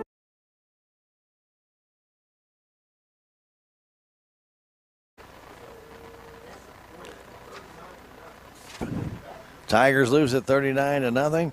And really, you got to give a lot of credit to their quarterback, Aiden Estep. It was pretty much his game tonight. He got things started off early and quick. First play of the first play of the game after the penalty on the first kick and went out of bounds. And we came back and did it again, and they brought the ball back to the 47-yard line. Estep on one play drive, 53 yards on the very first play from scrimmage. Point after was blocked, and there was 11:37 left to go in the game. Rick Salem went down 6-0. That's not the way you start out senior night. That's not the idea. Tigers got the ball, started to move it. Looked like they're going to move it on the ground, be able to get it. Appeared that they had a first down. And the officials from the side both marked it as a first down, Rick, but the official in the middle marked him down short on a 4th down and 2. And that gave the ball back to the Mountain Grove Panthers at the Salem Tiger 39-yard line. And they were able to go in 5 plays to go in. A 17-yard run by Estep, his second touchdown. And that at the 7:55 mark, point after was blocked, 12-0 at that time. Tiger offense failed a little bit at that point. They were able to get the ball back on a muff punt. They traveled I'm going to say they got their only first down of that first half on that drive. Got down to about the 20-yard line, but again, could not put it in and gave the ball back on. Actually, they got a penalty and had to go back and punt the ball. And Mountain Grove came back from about the 8-yard line, and they took it all the way down the field and scored. 45 seconds left to go in the first quarter. Arthur on a 13-yard run. And it was probably his best run of the night, to be absolutely honest with you, as Caden Arthur kind of cut through the middle, and then he made his way to the outside. Point after by Howry was good, 19-0 at the end of one quarter. In that second quarter, again, the Tiger offense just really could not get on track. Mountain Grove defense, got to give them a lot of credit, though. They got basically in every lane the Tigers had. And then Estep got another chance at it after the Tigers gave the ball back to him. Could not generate that 4th down when needed. And Estep got the 29-yard run. 2-point conversion was good as they were going to the south side of the field at that time. He just weaves his way through. Rick, it's just amazing that the vision that this young man has running the ball, where he weaves between blockers or holes as he sees them develop. That's pretty impressive for a sophomore. Yeah, he can. And he sees the whole field. Shane, you're right. He doesn't see just what's in front of him. He's looking out as where he can get to. 2-point conversion they went for when Salem was offside, and that failed. So Tigers defense, again, a good job there. And then late in the second quarter, Hook on a 13-yard run, and they went in. The point after by Howery was good, 32-0 at that time. Salem actually gave the ball back to Mountain Grove with less than a minute and a half left to go in the half. We've seen this before, and that story just didn't play out tonight. They did not score the last play at halftime. Second half, Tiger defense came out to play. They really did a good job. They had a goal line stand. They stopped East Step on 4th and inches. And stopped them there. They stopped the pass, a Hayden Sanders interception at the goal line. So a couple of big plays defensively. You had to like that. But late in the fourth quarter, when everybody's just about getting wore out, East Step on a 54-yard run, took it in. And Howery's point after was good, 39-0. That's how it ended here tonight at the Salem High School football field. Again, we do want to remind everybody we will be in Mountain View next Saturday night. Whatever it might be, you got to remember, Saturday afternoon, 2 o'clock, we'll be at Mountain View to play the Mountain View Liberty Eagles at Mountain View. It's their homecoming, so we'll be over there for that, 2 o'clock. Here on KSMO Media. Starting things out with Tiger Talk Coach Neil Myers, probably about 1:30-ish or so on Saturday afternoon. Again, a reminder, the Ron Copeland Stadium blanket giveaway still going on. You can still sign up for that all the way through Tuesday afternoon. Giving just away one blanket this week, Rick. That's right. And that's from tonight's game. Keyword tonight, senior. And the winner will be selected October 10th. Go to our website, ksmoradio.com, click on the giveaway button, and put the information in. The keyword is key, obviously, senior, and then your name. That's also key. And a way to contact you. That's kind of also key. We know who you are. So, yeah, I got to know that. So either an email or a phone number, whatever it might be, to make sure that we can get in touch with you and let you know if you were selected to win the Ron Copeland Stadium blanket giveaway. We saw a few here tonight, so we know that they're kind of a popular item when it gets cool outside. Yeah, like tonight. Town Screen post-game report brought to you as a courtesy of Town Screen. You see them up around town. They're in Salem, they're in Houston, and they're in Shannon County at Echo Bluff. All right. And also down at Montauk State Park. Town Screen, the post-game report. And we hope you have enjoyed. They also bring you the halftime report as well. I want to thank Ben and Kenny for doing the work. Kenny, especially out in the cold tonight. Kenny, you're the man. Krista back at the station. Rick and yours truly, Stan Stevens. We appreciate all of you joining us. Hope you enjoyed the game. Not the outcome we want, but still, Tigers did okay. And they're coming. Give it time. Give it time. Be patient. Be patient. Yep. For all of us at KSMO Media, to all of you, with a lot of stuff going on this weekend, please be careful driving. Yes. Yard sale day tomorrow. It's community-wide yard sale. A lot of people get out, and a lot of people are gaping, looking side to side. So they're not looking at the road. They're looking at bargains, I guess. Everything else. But be careful out there, folks. And also, if you're heading down to Viburnum for Old Miners Days or to Montauk, again, watch out for the people out there. There's a lot of going to be kids and stuff running around. So, again, be extra cautious this weekend so we can see all of you back again next week. For all of us, to all of you, have a great weekend. Good night from the high school football field, Bill Schuchart Stadium. Thank you for watching this broadcast of Salem Tiger Football on KSMO Media. This game was brought to you by K&H Auto Supply, Salem Memorial Hospital, Farm Bureau Insurance, Salem Memorial Clinic, Country Mart, The Bank of Salem, Napa Munet Auto Supply, Town Screen LLC, Tax Masters, Town and Country Insurance, Southwest Baptist University, Harrow Complete Auto Care, Edward Jones, Duncan Family Chiropractic, State Farm Insurance, Salem Trust Manufacturing, Progressive Ozark Bank, Stephen Patterson, Attorney at Law, Ubbs Tire Center, Looking Glass Salon, New Life Auto, Haters Sporting Good and Taxidermy, Melvin Motors and more, Southtown Furniture, Healthy Dent County, Mid-Ozark Animal Health Center Incorporated, United Country Salem Realty, The Local on 4th Street, Country Chic Boutique and Photography, and Ozark Overhead Door LLC. Thanks to those fine sponsors, we're able to bring you Salem Tiger Football on KSMO Media.